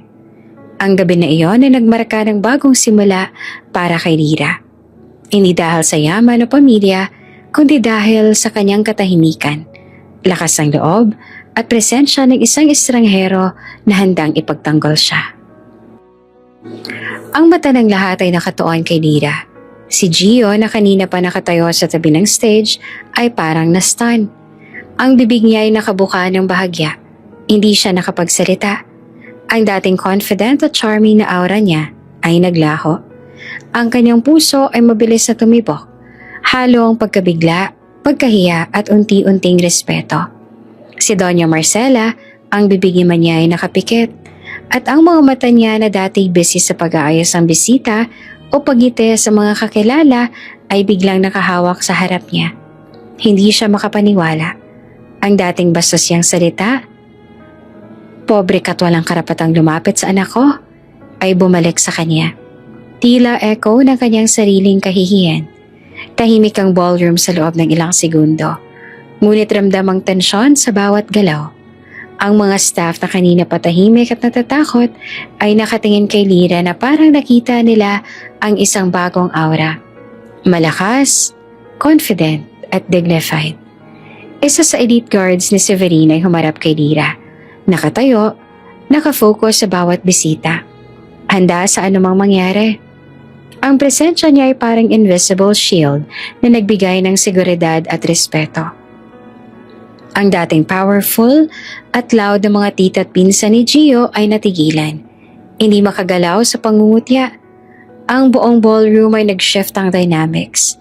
Ang dating social hierarchy na base sa nakikita at naririnig, ngayon ay nakabaliktad na sa isang iglap.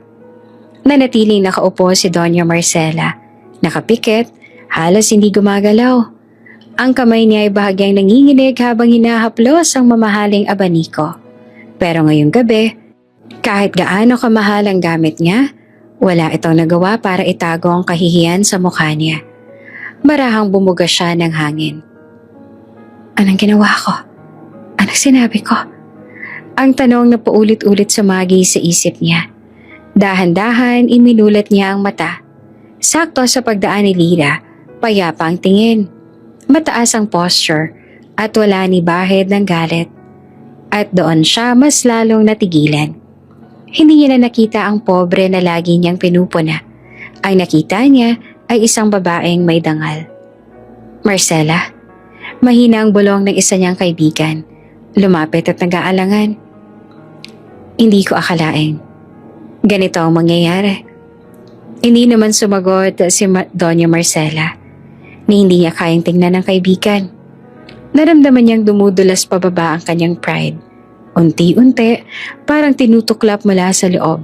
At mas masakit pa, naramdaman niyang siya mismo ang naglagay sa sarili sa kahihiyan. Humigpit ang hawak niya sa abaniko. Hindi niya alam kung tatayo ba siya para humingi ng tawad o tatakbo palabas ang venue para takasan ng lahat. Pero isang bagay ang malinaw. Sa gabing iyon, siya ang naging sentro ng katawa-tawa, hindi si Lyra. At iyon ang pinakamasakit. At sa gabing iyon, tumigil ang mundo ng mga bisita sa ballroom. Hindi dahil sa drama, kundi dahil sa biglang pagkilala at paggalang sa isang babae na may dignidad, tapang at bagong aura ng respeto. Tahimik ang gabi sa probinsya. Ang klase ng katahimikang hindi niya naranasan kailanman sa Imperial Mansion. Walang headlights, walang guard radios, walang CCTV na nakatutok sa bawat galaw niya. Si Lyra naka-hoodie, nakasabit ang backpack sa balikat. Huminto sa harap ng isang lumang boarding house. Huminga siya ng malalim. Eto na talaga.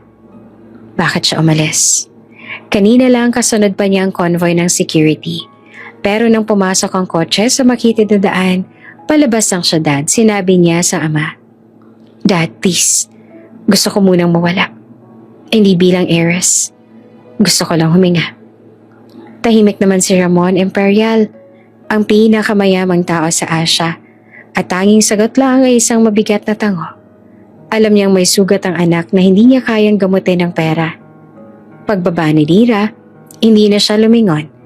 Hindi dahil galit siya, kundi dahil natatakot siyang magbago ang isip niya kapag nakita ang ama na nakatingin sa kanya. Sa boarding house, ipinaloob niya ang maliit na bag sa paanan ng kama. Mga damit lang, toiletries, isang basic phone na walang social media, zero luxury. Pagtingin niya sa silid, mura ang kortina. May amoy ng kaunting lumang kahoy. Ang kama, manipis at may lumang kutsyon.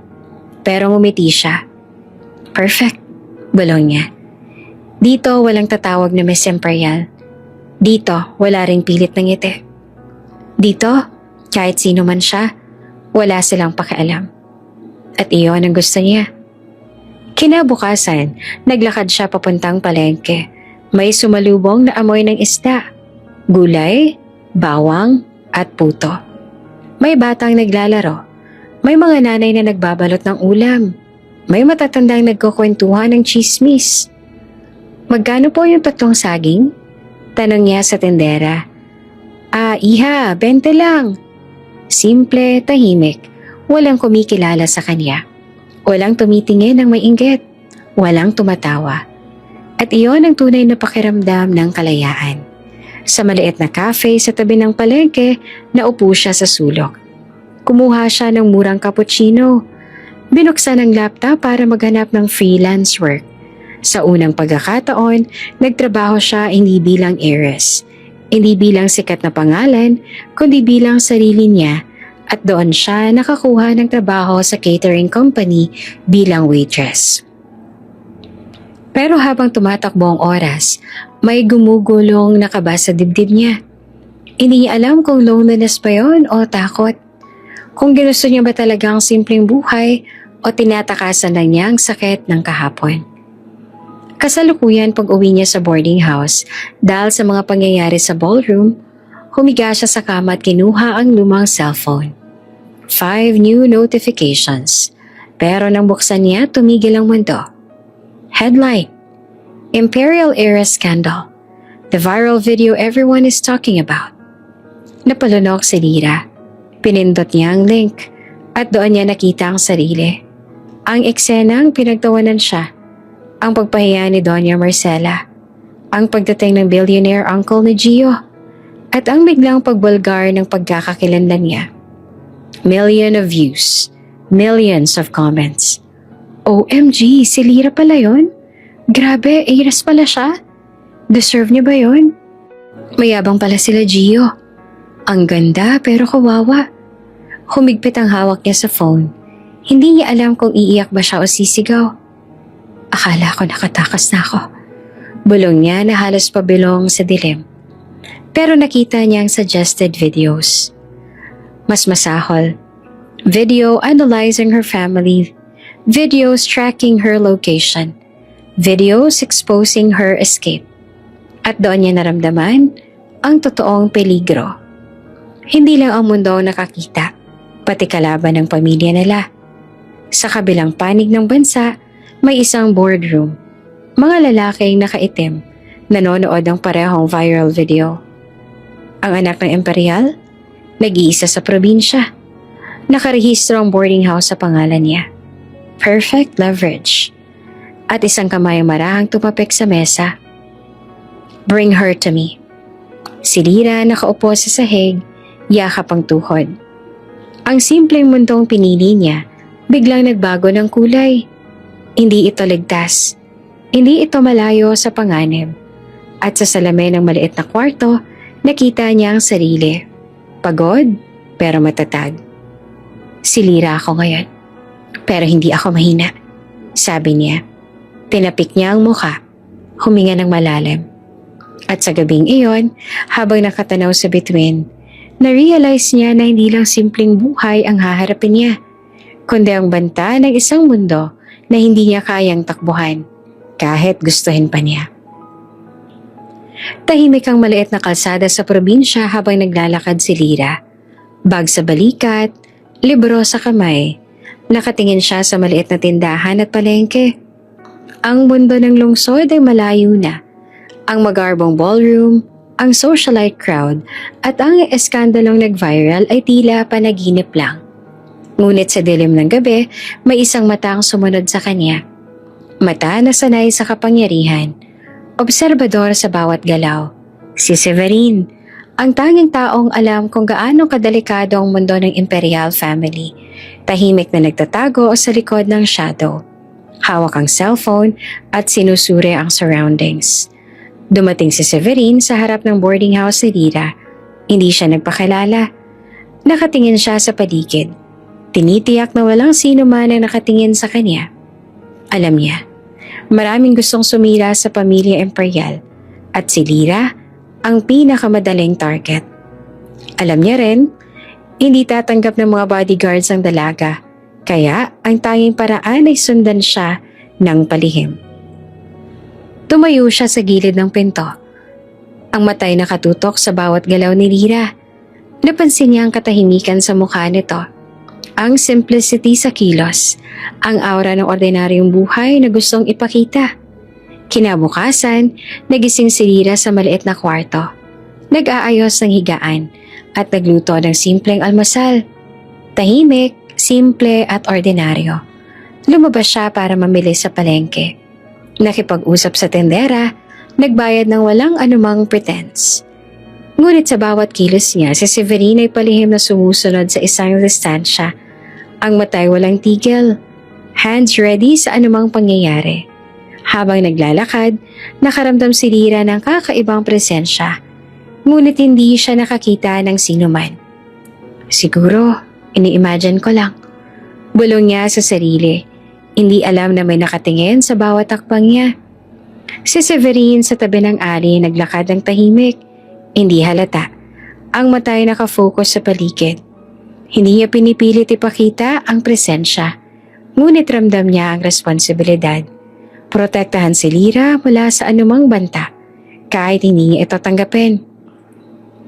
Dahil dito, unti-unting nakaramdam si Lyra ng kakaibang seguridad kahit hindi niya naman alam kung bakit. Ang kanyang katawan ay hindi tense, ngunit may malalim na instinct na may nagbabantay sa kanya. Habang naglalakad sa tabing ilog, isang lalaki ang biglang tumayo sa harap niya. Tila nagmamasid ng masyado. Ang puso ni Lyra ay tumibok ng mabilis, huminto sa takbo at pilit nag-isip ng paraan kung makakaligtas. Sa isang iglap, si Severine ay nasa pagitan nila. Calm, ngunit commanding. Move back. Mahina ngunit matatag na utos niya sa lalaki. Ang lalaki naman ay napalingon, hindi makapaniwala sa authority ng isang estrangherong sa probinsya. Tumakbo siya palayo. Si Lyra huminga ng malalim. Napalingon kay Severine, ngunit wala siyang makitang iba. Wala man lang isang salita. Tahimik na lumingon sa kanyang lalaki ng slight nod. parang paalala na hindi siya nag-iisa. Pagkatapos ng pangyayari habang naglalakad pabalik sa boarding house, napansin ni Lyra ang katahimikan ng paligid at ang presensya ng isang tao na tila palaging malapit sa kanya. Kahit hindi niya nakikita, may isang tao na nagbabantay. May isang tao na nakakaintindi sa panganib na dala ng kanyang pamilya. May isang tao na hindi basta-bastang sumusunod para sa sarili niyang interes. Tahimik niyang inisip. Severine. Ngunit bago siya nakipag-isip pa, nagpatuloy na lang siya sa paglakad. Lumipas ang ilang araw at patuloy na nakikita ni Lyra ang subtle presence ni Severine. Sa bawat araw, unti-unti siyang nagiging komportable sa presensya nito. Hindi siya takot. Hindi rin siya nagiging dependent. Sa halip, naramdaman niya ang bagong uri ng security at quiet companionship. Tahimik ang gabi nang maglakad si Lyra sa tabing ilog. Ang ilaw ng poste malambot, ang hangin malamig, at ang ingay ng tubig ang tanging maririnig. Gusto lang niyang lumayo sa boarding house, kahit saglit, para huminga at pag-isipan ng bigat ng mga nangyayari. Habang naglalakad, napansin niya ang pamilyar na presensya sa gilid. Tahimik, pero imposibleng hindi mapansin. Si Severine, hindi na siya stranger.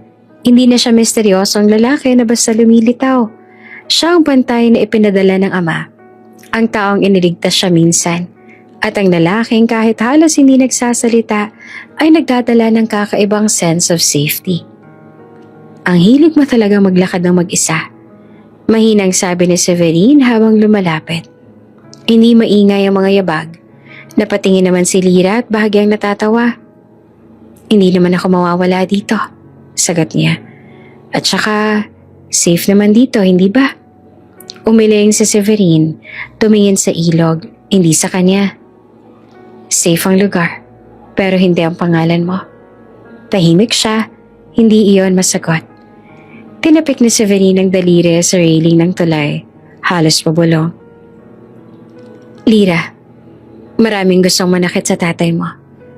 And the easiest way to do that is to get you. Hindi to banta, hindi to utos. Ito'y paalala at pag-aalala. Alam naman niyo ni Lyra. Dahan-dahan siyang naupo sa bato sa gilid at umupo rin si Severine. Ilang pulgada lang ang pagitan nila. Walang dumaan na motor, walang tao. Silence but not uncomfortable. Kilalang kilala niya ang katahimikan ni Severine. Hindi ito cold, hindi ito rude. Ito'y presence na hindi demanding, hindi naghihimasok. At doon nakaramdam siya ng hindi niya inaasahan. Hindi pagka-attract, hindi kilig, pero connection. Habang nakatingin sila sa malamlam na agos ng ilog, may tahimik na unawaan na nagsimulang mabuo. Sa mata ni Lyra, nakita niya ang isang taong pagod rin. Isang taong nagsasakripisyo ng hindi napapansin. Isang taong hindi lang protektor, kundi tao rin na may sariling sugat. At sa simplicity ni Lyra, walang make-up, nakaponete lang, suot ang lumang jacket na binili niya sa palengke. Nakita ni Severine ang isang bagay na hindi niya madalas makita sa mundo niya. Walang maskara, walang agenda, walang pakitang tao. Para kay Severine na araw-araw ay nakikipag-poker face sa mga politiko at negosyante, nakaka-disoriente yon. In a good way. Hindi ka malang nagalit? Sabi niya bigla. Halos binubulong lang sa hangin. Ha? Saan? Tanong ni Lyra. Nasinundan kita dito. Sagot ni Severine. Diretso pero hindi nakaturo ang tingin. Ngumiti naman si Lyra ng mahina. Kung ibang tao yon, oo. Pero ikaw, alam ko namang hindi mo gagawin yon kung hindi kailangan. Tumigil si Severine. Parang may kailangan siyang lunukin bago sumagot. Hindi lang dahil kailangan. Nalaglag ang tingin ni Lyra sa lupa. Hindi niya alam kung anong ibig sabihin noon at hindi pa niya kayang alamin. Naglakad silang dalawa pa uwi, hindi na nagsasalita. Pero hindi iyon awkward, hindi rin pilit. Sa bawat takbang, may unti-unting understanding na nabubuo. Pagdating sa harap ng boarding house, huminto si Severine. Dito lang ako hanggang matapos ang shift ng watch team. Mahinang sabi niya. Hindi mo naman kailangan. Ngumiti ulit si Lyra. Good night, Severin. Hindi siya ngumiti pabalik. Pero ang mga mata niya, malambot na ngayon, ang nagsabi ng sagot. Sa maliit na kwarto, humiga si Lyra. Nakatitig sa kisame. Inisip ang nangyari. Siguro, bulong niya. May mga taong gumagalaw na may malasakit, kahit hindi nila sabihin. Sa labas nakatayo si Severin sa ilalim ng ilaw ng poste. Tahimik, malayo ang tingin. Pero alert at ready. Hindi bilang bodyguard, hindi bilang utos ng ama niya, kundi bilang siya, isang tao na handang bantayan ang katahimikan ni Lyra. Hindi bilang imperial heiress, kundi bilang Lyra, ang babaeng hindi niya inaasahang papasok sa mundo niya ng ganito, kabigat. Pero ganito rin katahimik. Maingay ang palengke sa maliit na bayan. Ang mga tendera ay abala sa pagbebenta. Ang amoy ng prutas at isda ay halo-halo at ang mga bata ay tumatakbo sa pagitan ng mga stall. Tahimik si Lyra, kilala na bilang Mara, habang naglalakad kasama si Severin sa tabi. Pareho nagbabantay sa paligid. Para sa kanya, ordinaryong araw lang ito. Simpleng pamimili, tahimik na buhay malayo sa ingay ng lungsod at iskandalong nag-viral. Ngunit hindi niya alam, may panganib na palihim na sumunod sa bawat galaw niya. Biglang may dalawang lalaki hindi kilala na sumugod mula sa gilid ng palengke. Isa sa kanila ang mabilis na humabol sa kanya. Hinilang kamay ni Lyra ng marahas. Hoy!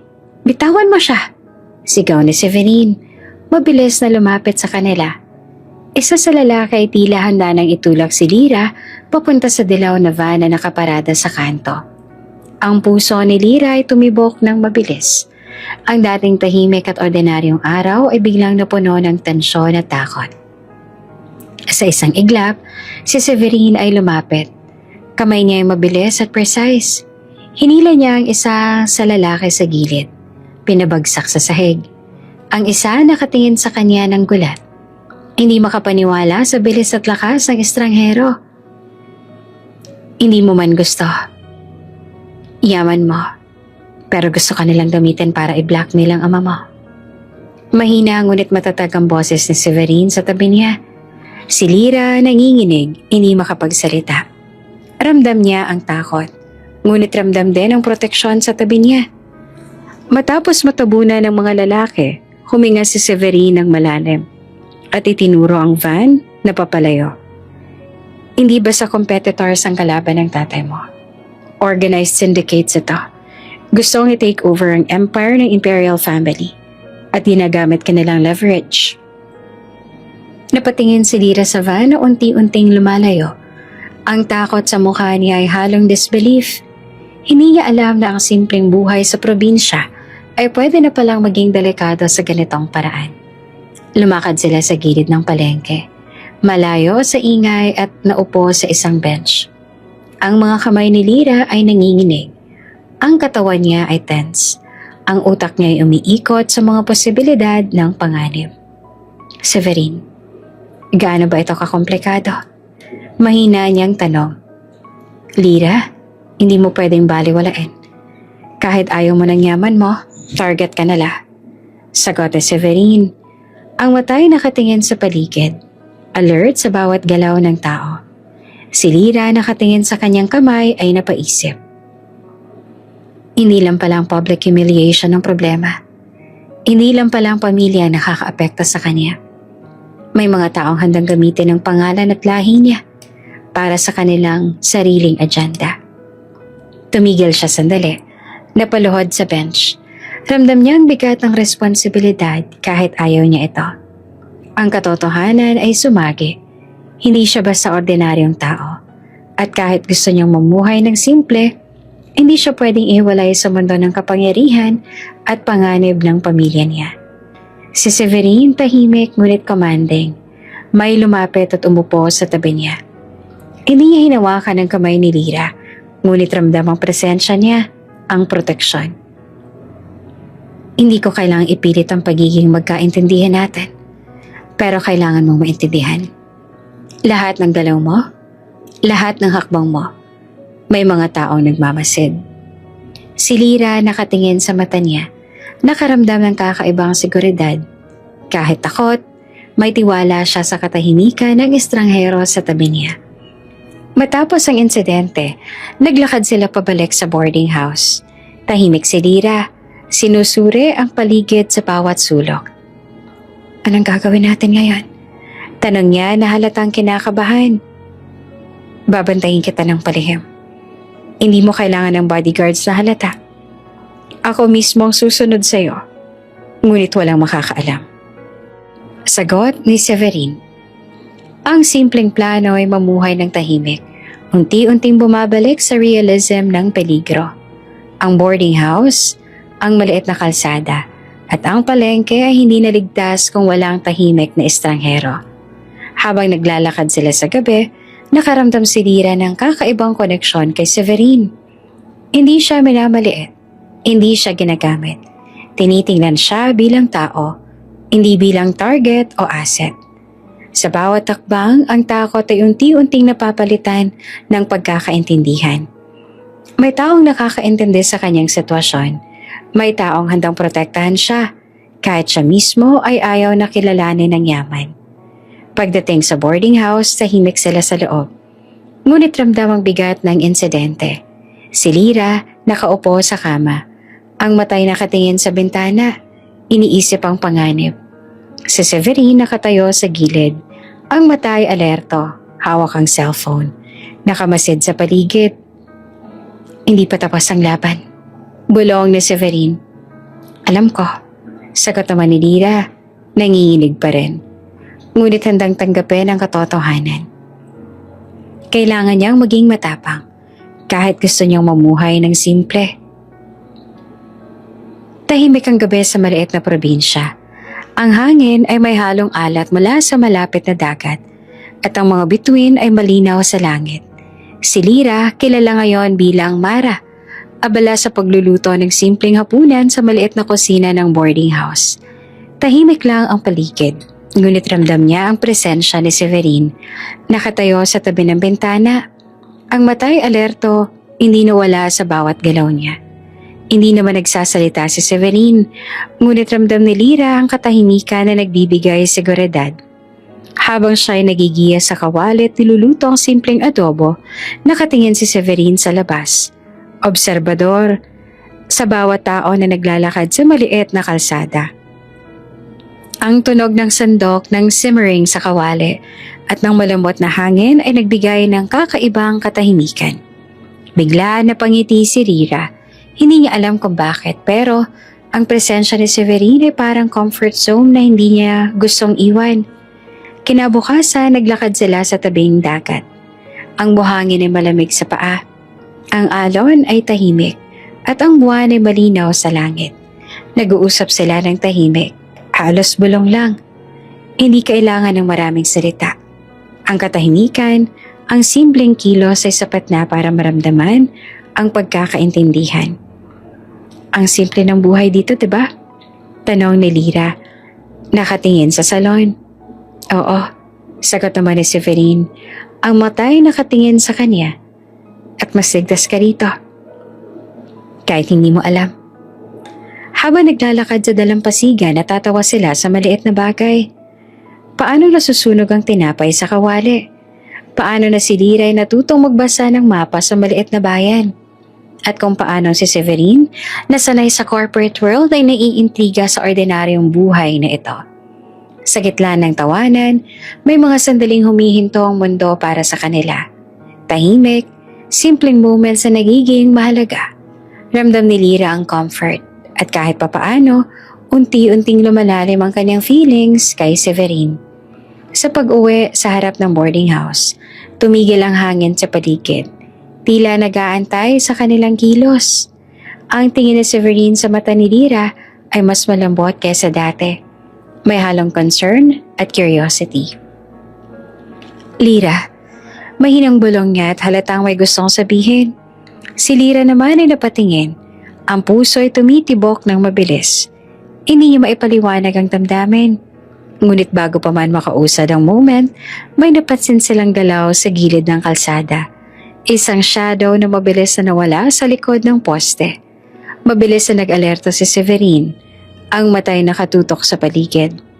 Ramdam ni Lyra ang bigat ng tensyon. Ang dating katahimikan ay napalitan ng alertness. May nag-leak ng location mo.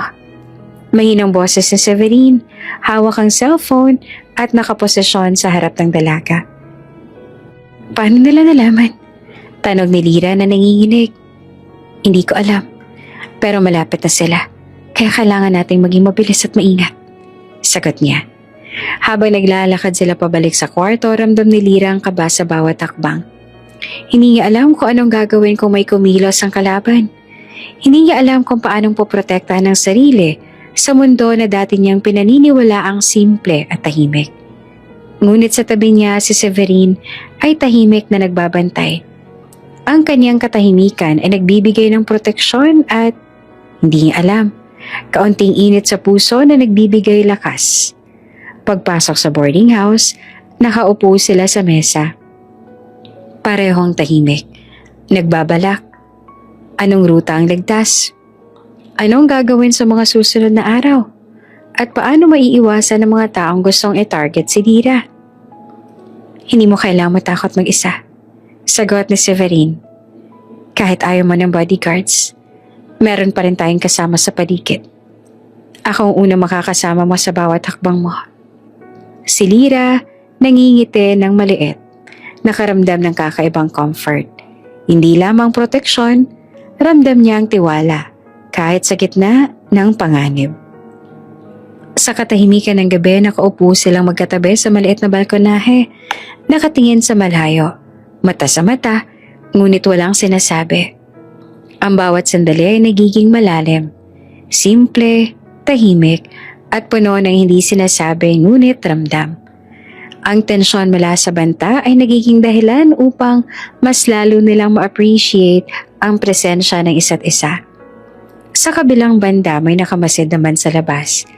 Isa sa mga kalaban ay alam na ang eksaktong lokasyon ni Lyra. Ang simpleng moments nila sa dalampasigan, sa kusina at sa balkonahe ay maaaring masira sa isang iglap.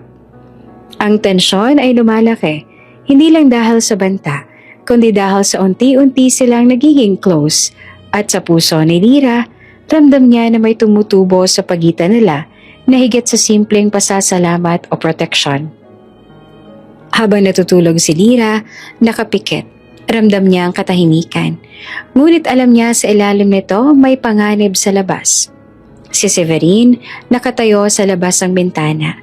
Ang matay alerto, nakamasid sa paligid. Tahimik ngunit handa. Ang simpleng buhay ay unti-unting nagiging komplikado. Ngunit sa tabi niya, may tao na hindi lang tagaprotekta. May tao na unti-unting nagiging bahagi ng mundo niya sa gitna ng panganib at lihim. Dahil sa mga banta, umalis na sila Severine at Lyra sa boarding house dahil hindi na sila safe doon. Nakakita sila ng isang kubo. Malamig ang hangin sa gabi. Humahalo ang alon ng dagat sa malapit na kubo kung saan nagtatago si Lyra. Tahimik ang paligid, ngunit ramdam ang tensyon sa bawat hakbang ni Severine. Nakatingin sa dilim sa gilid ng dalampasigan. Ang mga mata niya ay alerto. Bawat tunog ay sinusuri, hindi ba sa ordinaryong gabi ito? Lyra, mag-iingat ka sa paligid. Mahina ngunit matatag ang boses ni Severine habang magkasama silang naglalakad sa maalikabok na daan pauwi sa kubo. Okay lang ako, Severine. Parang wala namang tao. Sagot naman ni Lyra, hindi alam ang paparating na panganib. Biglang may sumabog sa daan.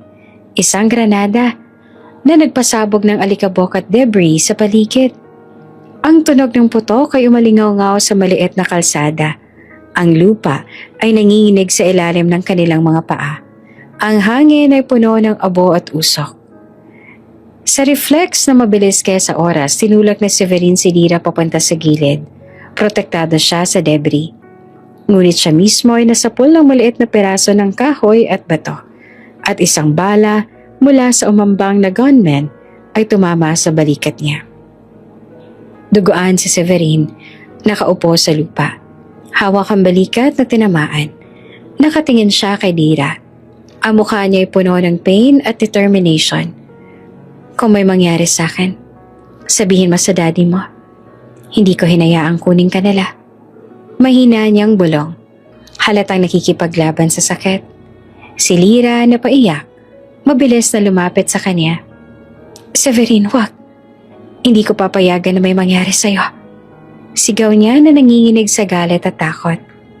Hindi na nakapagsalita si Lira. Ramdam niya ang bigat ng sitwasyon. Ang kanyang protektor ay duguan at halos hindi makagalaw. Ang kalaban ay nasa paligid. May hawak na baril. Handang umatake. Ang takot at pangamba ay halos pumuno sa isip niya. Kinaladkad niya si Severin papunta sa likod ng kubo. Gamit ang lahat ng lakas niya. Huminga siya ng malalim. Nanginginig. Ngunit determinado na protektahan ng tao na nagligtas sa kanya sa unang araw pa lamang. Habang nagtatago sila sa lilim ng kubo, naririnig ang putok mula sa kalye. Ang mga kalaban ay patuloy sa pag-aambush. Ang maliit na kubo ay tila nagiging battlefield. Si Lira, walang karanasan sa ganitong sitwasyon. Natuto sa instant kung paano magtago, kung paano protektahan ang sarili at ang mahal sa buhay. Si Severin kahit duguan ay nakangiti ng bahagya sa kanya. Hindi ka mag-iisa, kahit papaano. Ikaw ang priority ko. Mahina ngunit matatag niyang bulong. Biglang mula sa gilid, may mga anino ng uniform security personnel na sumulpot. Ang Black Ops team ng Imperial Group. Ang lahat ay nakamaskara, disciplined at mabilis sa galaw. Ang kalaban, nakita ang unexpected reinforcement. Natakot at tumakbo pabalik sa dilim. Si Lira na paiyak at huminga ng malalim. Ramdam ang relief. Severin, nakaligtas tayo. Bulong niya habang hinahaplos ang buhok niya sa takot. Ngunit dugaan pa rin si Severin at kinakailangang dalhin ang mga Black Ops sa kanilang vehicle. Hawak ni Lira ang kamay niya. Hindi siya pinapalayo. Ramdam niya ang init ng alaga at proteksyon ng estranghero kahit sa ganitong sitwasyon. Lira, tandaan mo, hindi mo kailangang mag-isa. Ang lahat ng ginagawa ko ay para sa'yo. Bulong ni Severin habang dinadala siya sa stretcher. Habang nakasakay si Severin sa vehicle, si Lira hindi makawala sa kanyang side. Ang emosyon ay halo. Takot, galit, pagmamalasakit. At unti-unting damdamin ang pagkaka-close. Ang maliit na mundo nila sa probinsya ay biglang napuno ng panganib. Ngunit ramdam ni Lira na hindi siya nag-iisa. Si Severin na halos hindi makagalaw ay tumitig sa kanya. Ang mata ay puno ng concern. Hindi ko hahayaan silang makuha ka at hindi kita papabayaan. Ang takot ay unti-unting napapalitan ng respeto, tiwala at damdamin na hindi pa niya maipaliwanag. Tahimik siya, nanginginig ngunit matatag sa desisyon. Hindi siya papayag na mawala ang tao na palaging nandyan para protektahan siya. At sa gabing iyon, habang papalayo ang Black Ops vehicle, ramdam ni Lira ang isang bagay na bago. Hindi lang simpleng pasasalamat kundi damdamin ng koneksyon na ang pagkakaalala at unti-unting paglapit ng puso sa gitna ng panganib. Tahimik ang private hospital sa hating gabi. Ang lamig ng aircon ay tila contrast sa init ng damdamin na pumapalibot sa maliit na kwarto. Dinala si Severin matapos ang ambush. Tuguan, sugatan at halos mawala ng malay. Nakaupo si Lira sa tabi ng kama, hawak ang kamay niya.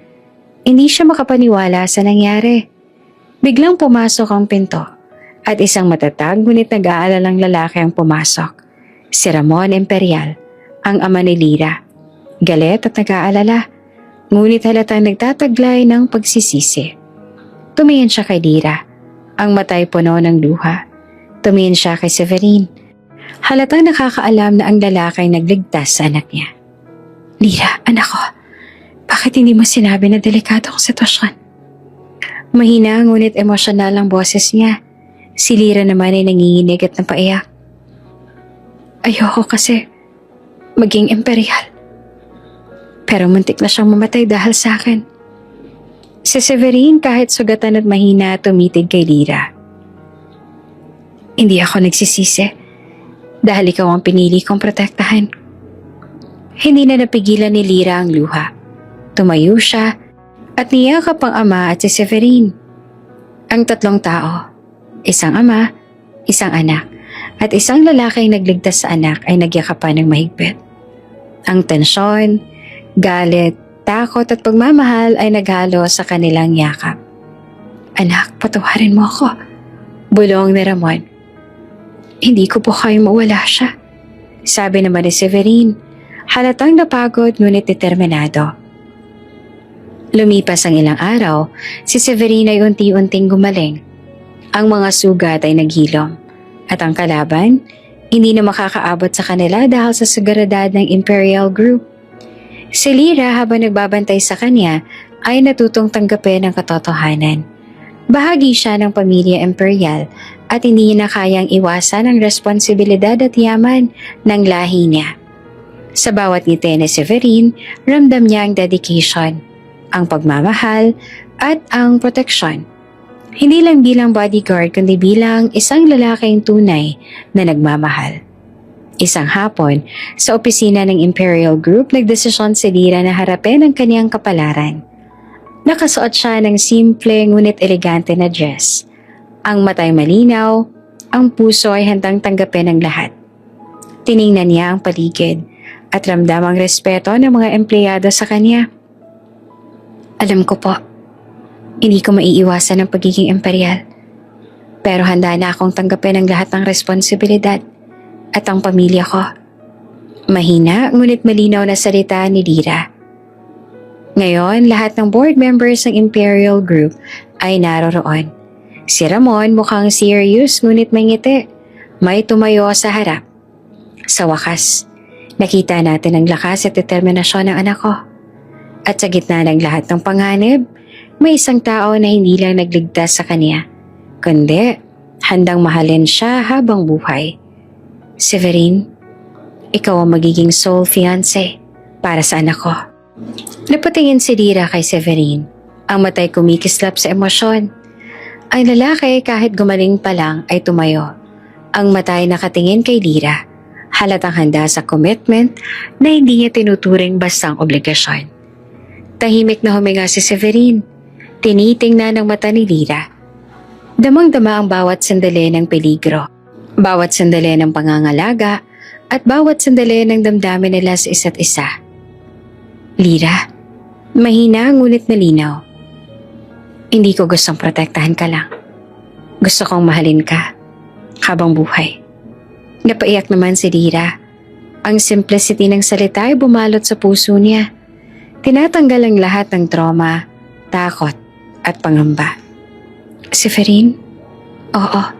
Sagot niya na nangingiti at umiiyak ng sabay. Ang salasalabat na galaw ng proposal ay nagbigay ng katahimikan at closure sa lahat ng nakapaligid. Ang board members ay nagpalakpakan. Halatang masaya sa wakas ang tensyon at panganib. Habang naglalakad sila palabas ng opisina, magkahawak kamay, ramdam ni Lyra ang tibay ng suporta ni Severine. Ang dating takot ay napalitan ng kumpiyansa. Ang dating tensyon ay napalitan ng seguridad.